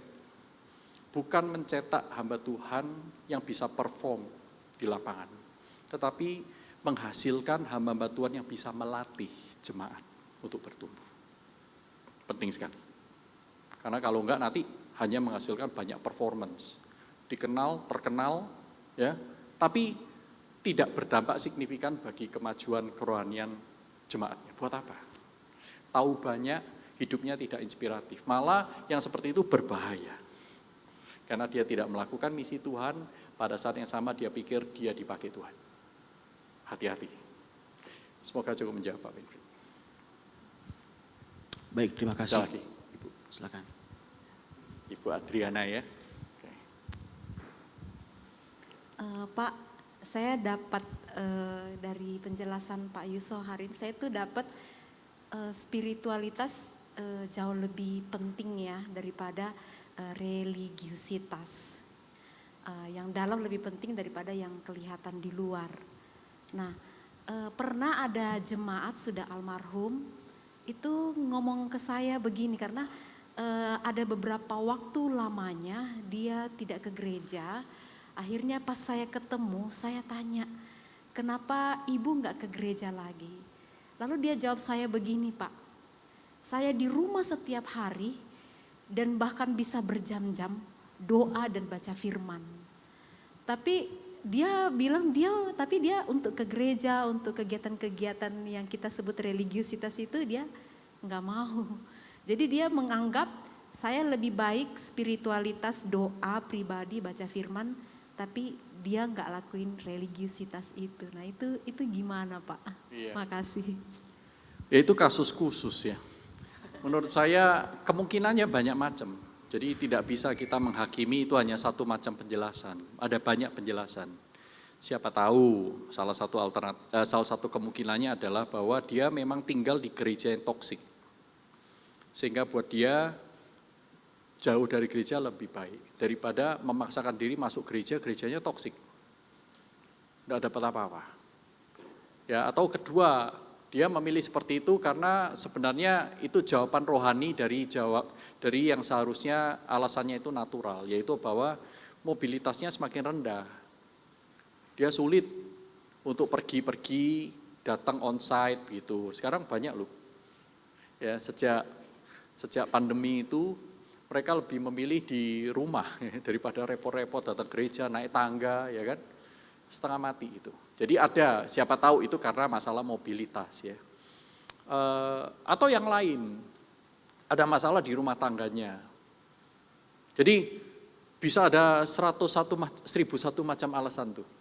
Sehingga saya tidak bisa memberikan kepastian. Tetapi apakah benar spiritualitas yang sehat itu meniadakan pentingnya komunitas? Saya pikir tidak. Semua komunitas yang sehat itu dipanggil untuk berbagian dalam komunitas. Tidak pernah tuh dalam Alkitab kita itu diajarkan untuk menjadi pahlawan iman seorang diri, tidak ada. Tidak pernah. Abraham pun punya Sarah sekalipun terbatas. Ya kan? Tuhan Yesus 12 murid. Berdoa sama dia, melayani bersama-sama dia. Daud punya Yonatan. Ya kan? Dia punya Nabi Samuel. Jadi tidak pernah ada seorang itu bisa berdiri, bertumbuh sendiri. Dan itu bukan naturnya. Kalaupun ada itu sangat-sangat eksepsional, kasus khusus. Yang tidak bisa dinormatifkan, dianggap netral, normal untuk semua orang, tidak bisa. Kita membutuhkan. Pengajaran dalam kitab suci Perjanjian Baru lebih jelas lagi. Kita ini adalah gereja. Gereja itu kumpulan, umat Allah, eklesia. Ya kan? Dan Ibrani 10, 24, 25, janganlah menjauhkan diri dari pertemuan-pertemuan ibadah, seperti yang dibiasakan beberapa orang. Charles Spurgeon menyebutkan begini, batu bara yang meninggalkan kawanannya akan menjadi yang pertama kali mati. Seperti itu. Ya. Mungkin itu respon saya. Kita dipanggil untuk berkomunitas. Istilah kita aja namanya tubuh Kristus. Mempelai Allah itu, mempelai perempuan Allah itu gereja, kumpulan, bukan berdiri sendiri-sendiri. Dan di dalam kumpulan inilah kita bertumbuh. Karena Allah mencurahkan karunia-karunia tertentu, tidak semuanya untuk kita. Karunia memberitakan firman Tuhan, menafsir, dan seterusnya. Nah, saya khawatir kalau orang itu sendiri akhirnya menjadi kultus. Dia menjadi sekte nanti. Dari mana dia tahu penafsirannya baca Alkitab itu benar misalnya. Kalau tidak ada pengajar-pengajar yang lain. Ada pengajar pun bisa sesat, apalagi nggak ada pengajar. Ya kan? Maka kita perlu ada persekutuan dengan gereja seluruh dunia, bahkan gereja yang historis dalam bentuk kredo-kredo pengakuan iman. Itu landasan persekutuan kita di dalam pengajaran yang benar. Mungkin itu jawaban saya. Ada lagi Bapak Ibu? Atau saya mau tanya Pak? Iya. Mungkinkah di antara dua itu ada pilihan ketiga Pak? Enggak religius, enggak spiritual, atau mungkin moral. Pertama itu ya. Kedua, kalau orang ateis, apakah punya pandangan yang sama seperti itu? Religius, spiritual, Kemudian yang ketiga Pak, maaf diborong. Saya mikir-mikir gitu ya Pak ya, kemudian menemukan kalau di agama-agama lain tentu juga ada religiositas dan spiritualitas. So, keunikan kekristenan tuh apa gitu ya. Pertama itu ya Pak. Kemudian saya membandingkan, menggali lagi apakah keunikan kekristenan itu ada di dalam Injil itu sendiri Pak gitu. Waktu misalkan dalam Yohanes pasal 8 ayat 32, the truth will set you free, kebenaran akan memerdekakan kamu. Jadi saya merasa kok di dalam Injil itu ada kebebasan, ada kemerdekaan. Nah apakah, kemudian pertanyaan selanjutnya adalah apakah di dalam kemerdekaan seseorang Kristen yang sudah percaya Kristus itu bisa bebas memilih antara saya mau jadi orang religius atau saya menjadi orang yang hanya spiritual saja misalnya gitu. Atau ya tadi misalkan pilihan yang lain itu loh Pak gitu. Oke, Kurang seperti itu. thank you. Semoga saya bisa mengcover semua pertanyaan itu. Karena banyak pertanyaannya. Yang pertama, tadi saya katakan bahwa selama orang itu punya spirit, dia pasti punya spiritualitas, cuman tipenya lain-lain. Kalau seorang punya spiritualitas, berarti di dalam hidup sehari-hari pasti muncul dalam religiusitas. Sekalipun mungkin religiusitasnya itu tidak sama dengan agama-agama. Kalaupun di dalam agama-agama tertentu, tetap seseorang itu mempunyai keunikan pribadinya. Jadi religiusitas saya berbeda dengan religiusitas Julius sama semua orang di sini. Julius juga punya berbeda dengan yang lain. Tidak persis sama. Karena apa? Itu tadi, pengalaman tidak di-reinstall. Harus dialami ulang. Nah, pengalaman ulang ini berbeda-beda. Nah, tetapi di dalam keberbedaan ada hal-hal esensial yang menyamakan, misalnya. Ya, disamakan oleh tradisi, oleh kultur, ya, itu pasti sama. Tetapi secara pribadi pengenalan kita akan Tuhan, setiap orang tidak bisa persis sama, di cloning itu tidak bisa. Oke, jadi dengan kata lain sebenarnya tidak ada satu orang pun tidak punya dua-duanya, spiritualitas dan religiusitas. Atau lebih gampang, saya lebih senang menggunakan kata spiritualitas saja. Spiritualitas itu sama dengan spirit plus ritualitas. Ritualitas itu religiusitas itu. Jadi religiusitas yang memiliki spirit, oleh spirit. Nah itu yang namanya spiritualitas. Apakah spiritualitas ada yang nggak punya religiusitas? Saya bilang pasti punya religiusitas. Pasti dia punya ritualitasnya. Sekalipun ritualitasnya itu sifatnya unik, tidak sama dengan agama-agama yang besar. Itu yang tadi saya katakan. Jadi sebenarnya yang ditolak oleh Andre Comte itu ya, itu bukan religiusitas pada dirinya sendiri yang memang tidak terelakkan, tetapi dia tidak suka disamakan dengan agama-agama yang ada yang munafik. Jadi yang dibenci itu adalah religiusitas yang munafik. Dia sendiri pasti punya religiusitasnya sendiri. Dia punya cara pemahamannya sendiri tentang spiritualitas dan itu cukup untuk menjadikan dia religius. Religius menurut definisi dia. Jadi setiap orang punya spiritualitas dan religiusitas yang tidak persis sama satu dengan yang lain, ada yang cocok dengan agama-agama yang besar, ada yang tidak. Begitu ya. Nah itu menyelesaikan banyak pertanyaan yang tadi. Yang terakhir tadi apa? Lalu Kristen itu uniknya di mana? Uniknya pada Kristus. Sederhana saja. Pengenalan akan Allah itu membedakan kita dengan yang lain. Pengenalan akan Allah di dalam Kristus membedakan kita dengan yang lain. Karena yang lain bukan Kristus. Jadi berbeda dengan yang lain. Nah, Kristus ini nanti berdampak ke wujud religiusitas yang berbeda. Gitu. Misalnya, religiusitas Kristen yang berdasarkan Kristus, yang baik, itu adalah misalnya ini, pertemuan Sabat, ya, 10 hukum Allah misalnya seperti itu. Sekalipun itu agak universal sih. Tapi juga misalnya Tuhan berkata, orang ahli Taurat itu bertanya kepada Tuhan, mana sih hukum yang paling penting di seluruh Taurat? Hukum yang paling penting apa? Tuhan Yesus bilang, apa yang ada di Taurat? Mengasihi Tuhan Allahmu dengan segenap hatimu, segenap jiwamu, segenap akal budimu, segenap kekuatanmu. Dan kasihlah sesama manusia seperti engkau mengasihi dirimu sendiri. Di atas hukum ini, golden commands ini, Seluruh perintah yang lain itu bergantung. Makanya Paulus bisa berkata, kalau tidak ada kasih, semuanya itu tidak memenuhi hukum Allah. Apapun religiusitas kita, spiritnya keliru, maksudnya seperti itu. Spiritnya harus berdasarkan Kristus, karena di dalam Kristus kita bisa mengenal Allah yang sejati, ya. Dan di dalam Allah yang sejati kita berjumpa dengan Allah yang adalah kasih. Seperti itu. Cukup menjawab? Ya, well, Injil di dalam Yesus Kristus. Kalau Injil cuma formulasi doktrin juga percuma. Ya, maksud saya ya Kristus bawa Injil Kristus bagi saya adalah Injil. ya, betul. Di dalam Injil itu kan ada sense kebebasan manusia untuk milih gitu loh Pak. Bagi saya ya, gitu ya. Ya tadi itu the truth will set you free. Maksudnya ada kebebasan di mana seorang tuh di dalam terang anugerah Tuhan dia bisa memilih pertumbuhan.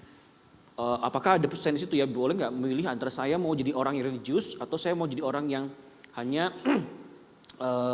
ya spiritual, atau misalnya tadi ada pilihan yang ketiga gitu di antara kedua itu. Mungkin penafsiran Yohanes 8:32 yang perlu dicoba pikirkan ulang ya.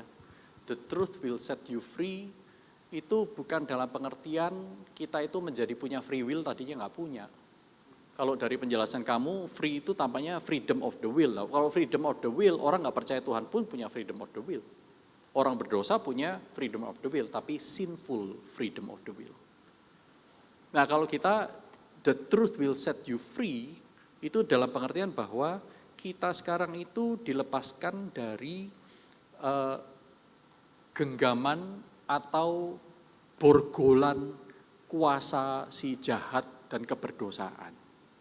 Yang membuat kita itu merasa free tapi sebenarnya sinful. Kita free to do sinful things, itu maksudnya. Freedom, sinful freedom of the will itu. Free to do sinful things. Tetap free. Nah kalau kita mendapatkan keselamatan, kita bukan lagi sinful freedom of the will. Kita mendapatkan godly freedom of the will.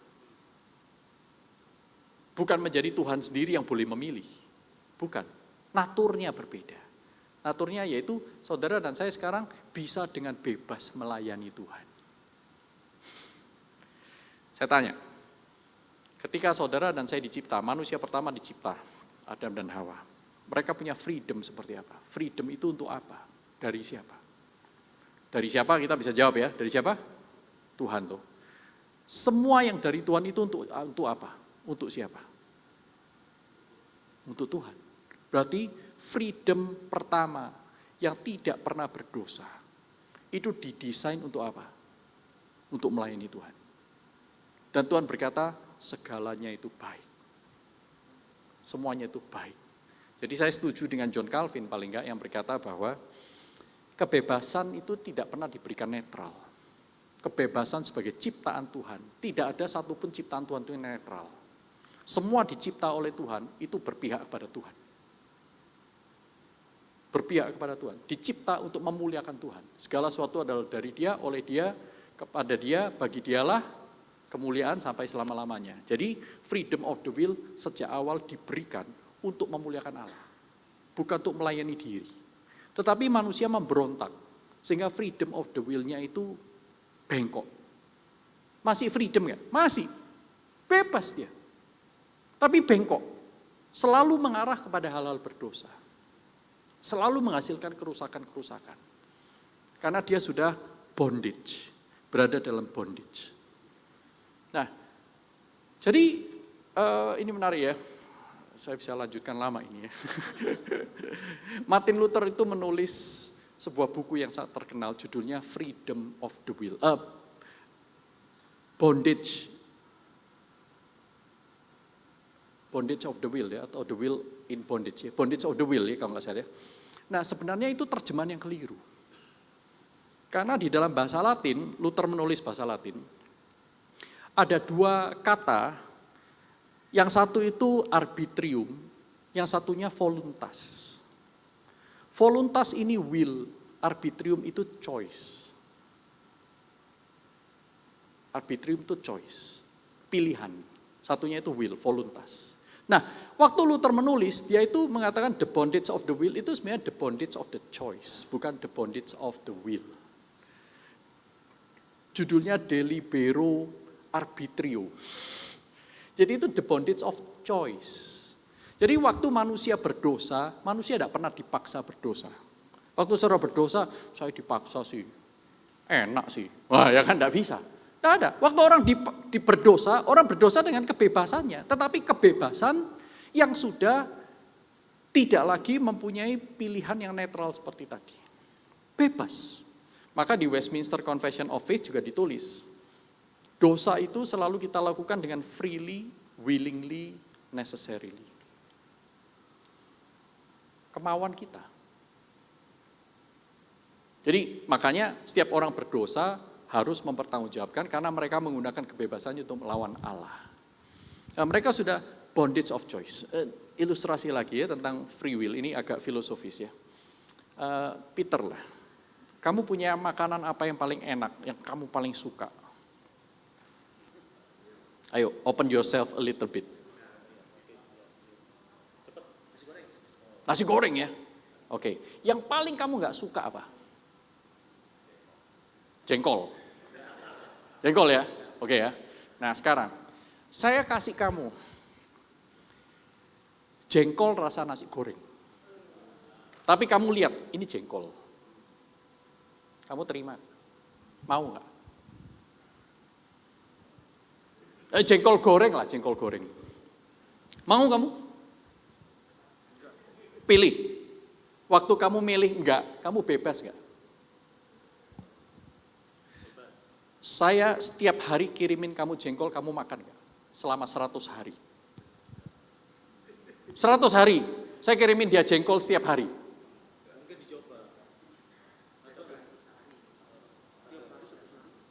Ya, setiap hari selama 100 hari, kamu makan enggak?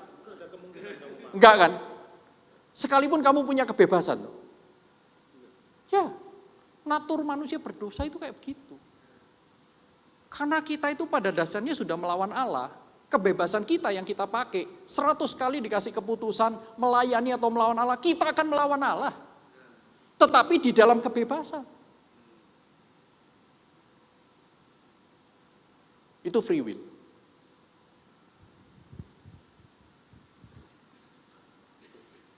Masuk akal ya?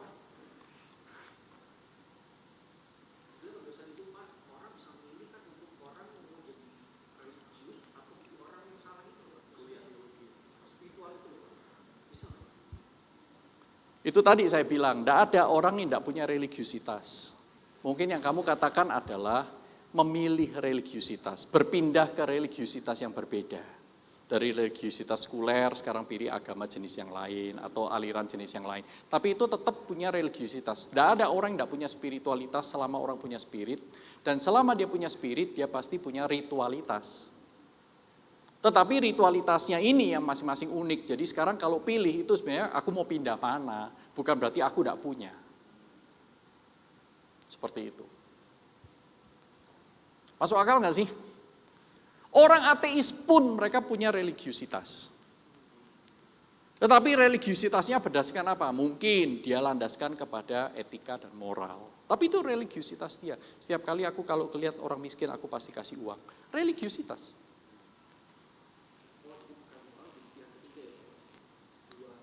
Moral dengan religiusitas itu dua hal yang berbeda.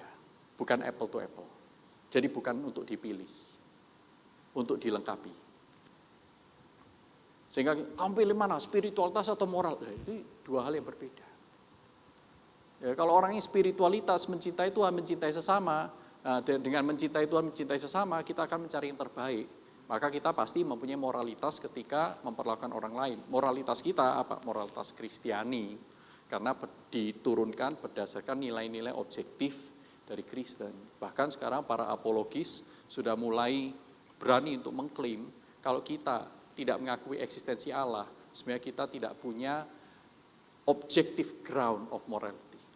Kita tidak punya landasan objektif untuk moralitas. Kalau kita tidak percaya ada Allah, berarti moralitas itu subjektif. Hitler pun bisa berkata, aku membunuh orang-orang Yahudi untuk kebaikan. Lalu kita bilang, moralitasmu keliru, buktikan keliru dari mana. Kalau kita tidak punya konsep tentang Allah, kita tidak bisa bilang itu keliru. Nah tapi itu urusan apologetika. Makasih Pak. Silakan yang lain. Saya sudah pusing. Masuk pusing. Bukannya the truth will set you free. Free malah Makin pusing. botak. Silakan. Free malah pusing, itu ada bukunya teman-teman. Serius. Kalau Bu Ati bilang kalau pusing udah ngerti berarti. Itu bukunya Eric Oh Fromm. silakan. Siapa? Escape from Freedom judulnya. Kalau terlalu free malah pusing, makanya lebih baik agak ada bondage sedikit. Ya, silakan Ibu. Pak, ini kan udah dipusingin, jadi saya mau tanya yang sederhana aja, Iya, Pak. iya, Ibu. Buat saya sih seger sih. Pak, selama ini kan kita tahu sejak ada COVID kan ada ibadah Online, ya. Saya mau tanya, kan sebagian orang sebenarnya udah bisa ibadah onsite, tapi sampai saat ini tetap milih ibadah online. Apakah ibadah online ini lama-lama bisa mempengaruhi religiusitas atau spiritual seseorang itu? Ya, terima kasih. Pertanyaan yang baik. Well, selama COVID mungkin online itu adalah cara terbaik, cara yang teraman. Tetapi kalau COVID sudah lewat dan tidak ada halangan fisik yang menetap, misalnya bisa keluar kok, bisa ketemu orang kok, aman kok. Nah, itu akhirnya online itu bukan menjadi sarana yang terbaik. Bisa nggak? Bisa, tapi risikonya juga besar. Nggak kontak dengan orang, kenalnya cuma lewat WA, ya kalau lewat Zoom itu bajunya baik-baik, ya semuanya kelihatan baik, tapi nggak kelihatan kalau semuanya sedang pakai celana pendek, kan nggak tahu. Ada yang di sini kalau nge-Zoom pakai celana panjang, kecuali nggak sempat ganti. Kalau di rumah ya celana pendekan lah, apapun atasannya, bawahannya celana pendek. Bukan teh sosro ya, maksudnya apapun makanannya ya. Jadi menurut saya, menurut terang Alkitab dan juga pengalaman sehari-hari, hanya menyandarkan pertumbuhan spiritualitas kita dengan religiusitas online itu sangat-sangat berisiko. Dan saya hampir 1000%, ya 999% lah. Itu tidak efektif. Pasti tidak maksimal. Kita hadapi kok sehari-hari, ada orang tanya kepada saya, Pak, bagaimana kalau gereja itu online saja? Banyak keuntungannya loh. Hemat biaya, enggak perlu parkir, enggak perlu bensin, ya kan? Hemat hati, enggak gampang sakit hati, enggak ada gesekan-gesekan, ya. Dan saya bisa mendengarkan firman Tuhan itu lebih jelas. Karena apa? Kalau saya kepingin pipis, saya tinggal pause. Ya kan? Saya pause dulu. Ya, setelah pipis, selesai, saya putar lagi. Saya tidak kehilangan apapun. Kalau di gereja, tidak bisa di pause, Pak. Saya mesti ke toilet.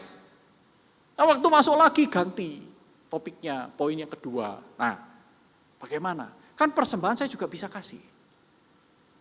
Itu kan beberapa keuntungan. Tapi dia tidak fair. Dia tidak bilang kerugiannya lebih banyak. Ya kan? Nah, harus hati-hati. Jadi lalu jawaban saya bagaimana? Jawaban saya sederhana. Kalau menurut kamu pernikahan online itu terbaik, silakan gereja online. Kalau pernikahan bisa online, silakan gereja online. Tetapi sebelum pernikahan bisa online, jangan gereja online. Online bukan yang terbaik. Kalau ada yang terbaik, kenapa pilih yang kurang baik? Sederhana.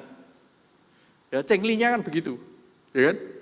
Kalau ada yang lebih baik, kenapa? Nah, akhirnya kembali kepada hubungan seseorang dengan Tuhan. Kalau Alkitab ajarkan apa? Berkumpul, bersekutu, berbagi hidup, berinteraksi. Kan tadi saya sudah umumkannya. Jadi kasih yang sejati itu dinyatakan lewat interaksi. Interaksi online tetap ada interaksi nggak? Ada, tapi ya itu tadi tidak maksimal. Aku mengasihimu, tapi cuma online. Ya saya doain ya saya percaya dia doain. Tapi saya lebih percaya orang yang doain dan membesuk saya. Sederhananya begitu ya, ini dalam pengalaman hidup sehari-hari. Mungkin seperti itu Ibu, apakah cukup jelas ya? Oke, terima kasih. Waktu kita masih ada 5 jam lagi, silakan. Oh ya, silakan. Iya ya.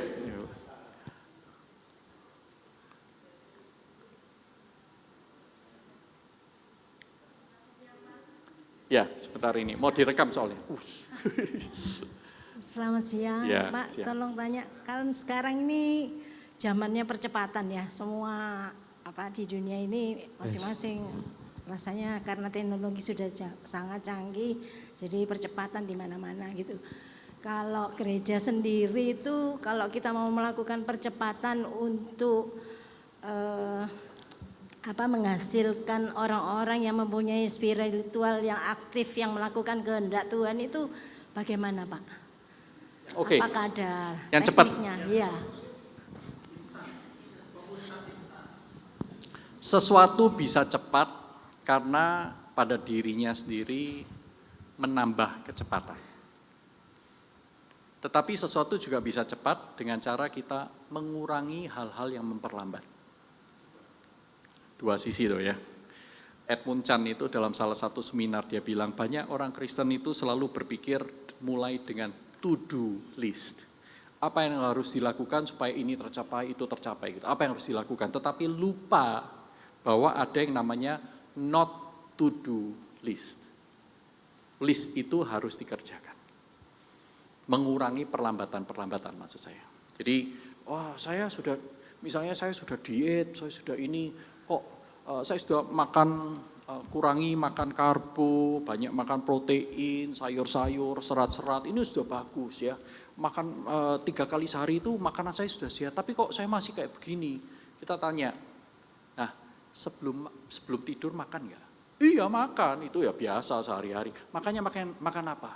Martabak, pizza, dan lain-lain. Ya kadang-kadang wine lah.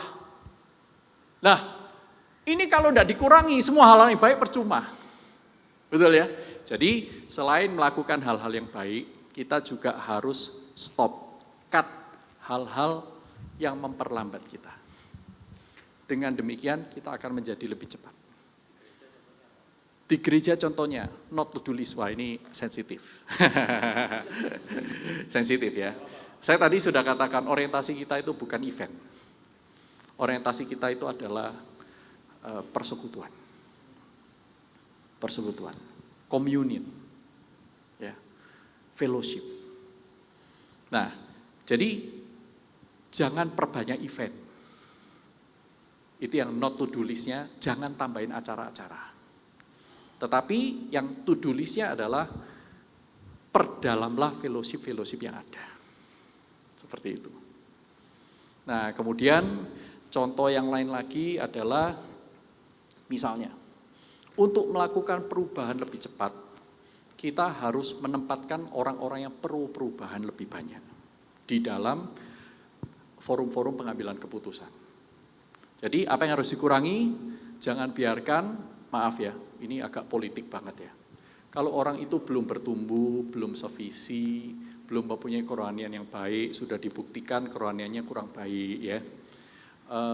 Itu jelas sekali, kan keluarganya sendiri bermasalah ini dan itu, ya jangan diperpanjang. Tetapi bukan berarti dibuang. Dia memang tidak berada di posisi yang tepat, kita layani dulu. Masukkan dia dalam kelompok yang lain, ya mungkin kelompok cross tertentu, cross untuk mantan majelis misalnya. Dilayani, dibantu bertumbuh, sampai dia bisa berfungsi lagi, baru dia masuk lagi, tidak apa-apa. Tapi kalau kita biarkan orang seperti ini bercokol, berputar begitu aktif, nah nanti akan mengurangi kesatuan.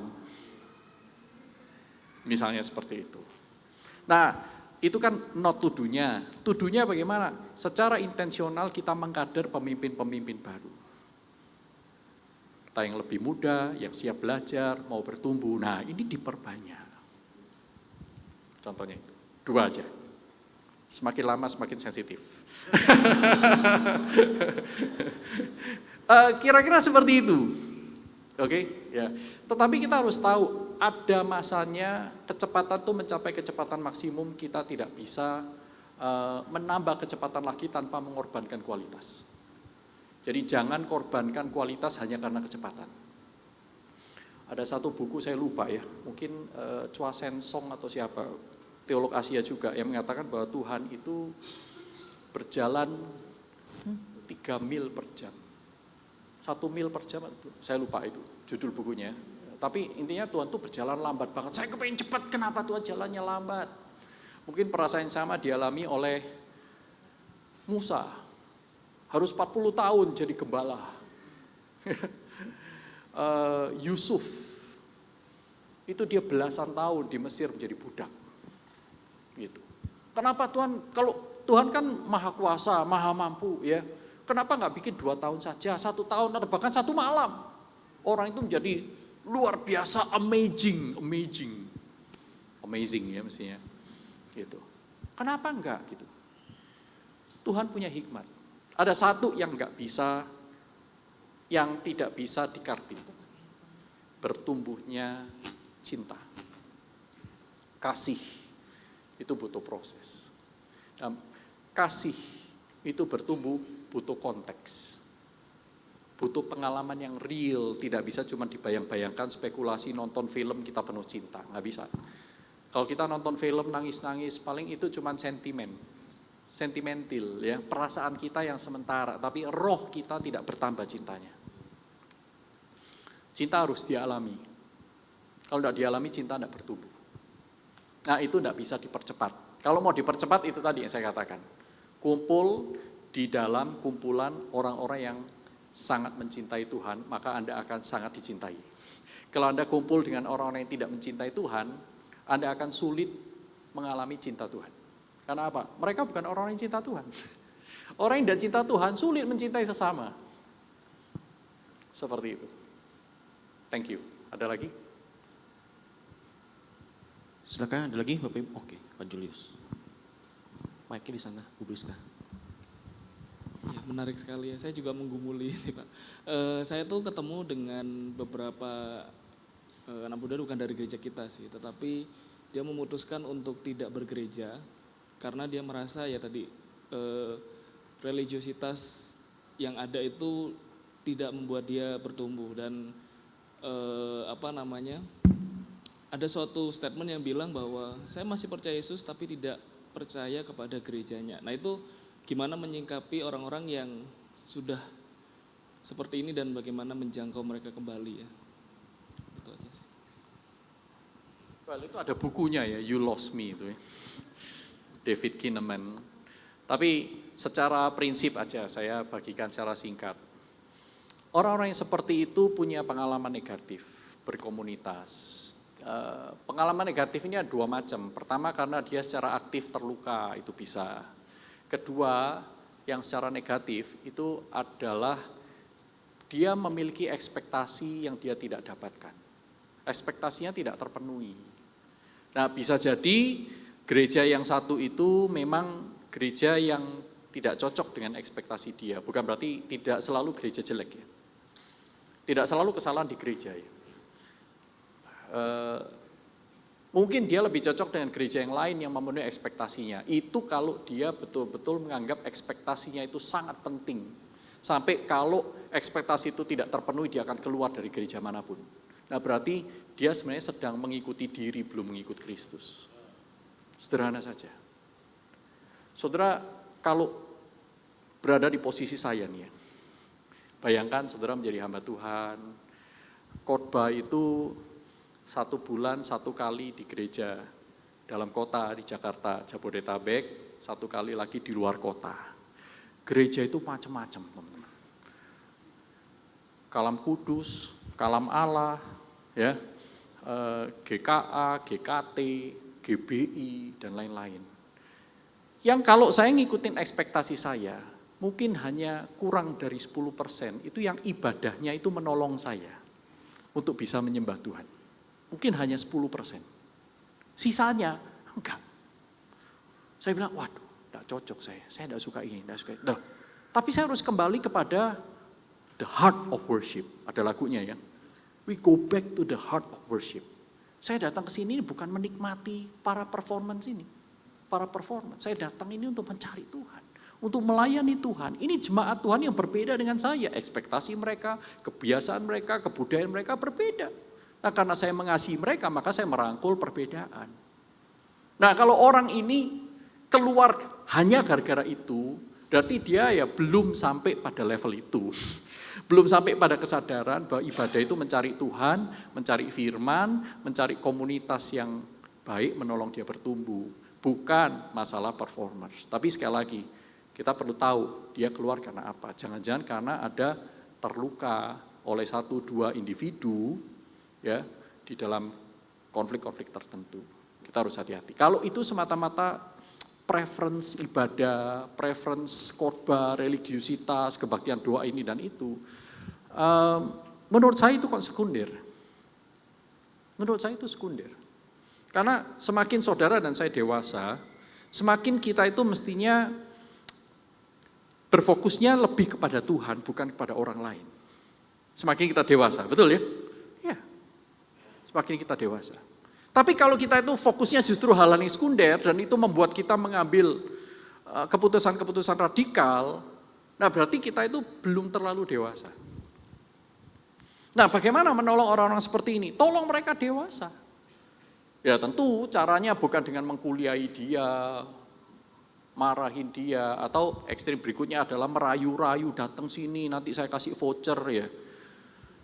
It's not about that. Ini bukan masalah attendance, tapi masalah perlakukan dia sebagai orang yang membutuhkan Injil, sama seperti kita memperlakukan setiap orang. Setiap orang membutuhkan Injil, bukan hanya orang yang belum pernah mendengarkan Injil. Setiap orang butuh Injil. Saudara dan saya butuh Injil setiap hari. Kita harus menginjili diri kita setiap hari. Karena tanpa Injil itu saudara dan saya tidak bisa hidup sesuai dengan kehendak Allah. Orang itu butuh Injil. Nah, sekarang Injil nggak cuma dikuliahi, Injil perlu dihadirkan. Just make God visible buat dia. Tapi coba tanya dulu, apakah saya orang yang tepat? Apakah saya orangnya Tuhan? Kalau bukan orangnya, bagaimana saya bisa berkontribusi membantu? Misalnya, saya kenal ada teman baiknya itu. Teman baiknya itu cukup rohani juga, cukup baik ya. Nah, kita share beban kita. Kalau sama saya itu kayaknya awkward ya, weird. Kalau tiba-tiba saya datang kunjungi rumahnya kan aneh, ya kan? Tidak punya konteks. Kalau dia adalah anggota kelompok kecil saya atau pernah ikut acara bersama itu masih nggak apa-apa, ya. Tapi kalau nggak punya apa-apa, nggak punya konteks apa-apa, langsung datang kan nggak bisa. Karena kita perlu orang lain yang lebih efektif. Intinya doakan, serahkan dia kepada Tuhan, lakukan apa yang kita bisa. To make God visible buat dia. Supaya dia mengalami Tuhan dia jatuh cinta kepada Tuhan. Kalau cintanya itu bertumbuh, nanti dia bisa membedakan mana primer, mana sekunder. Seperti itu. Sorry kalau kurang konkret. Karena kasuistik ya, macam-macam. Baik, terima kasih. Sudah waktunya. Terima kasih, kita berikan aplaus untuk Pak Yuso, terima kasih Pak. Kita akan foto dulu, kemudian nanti doa penutup dan doa berkat oleh Ibu Sekyun, Pendeta Sekyun. Kita akan foto bersama-sama. Mari silakan Pak Wil yang atur Pak, tuan rumah.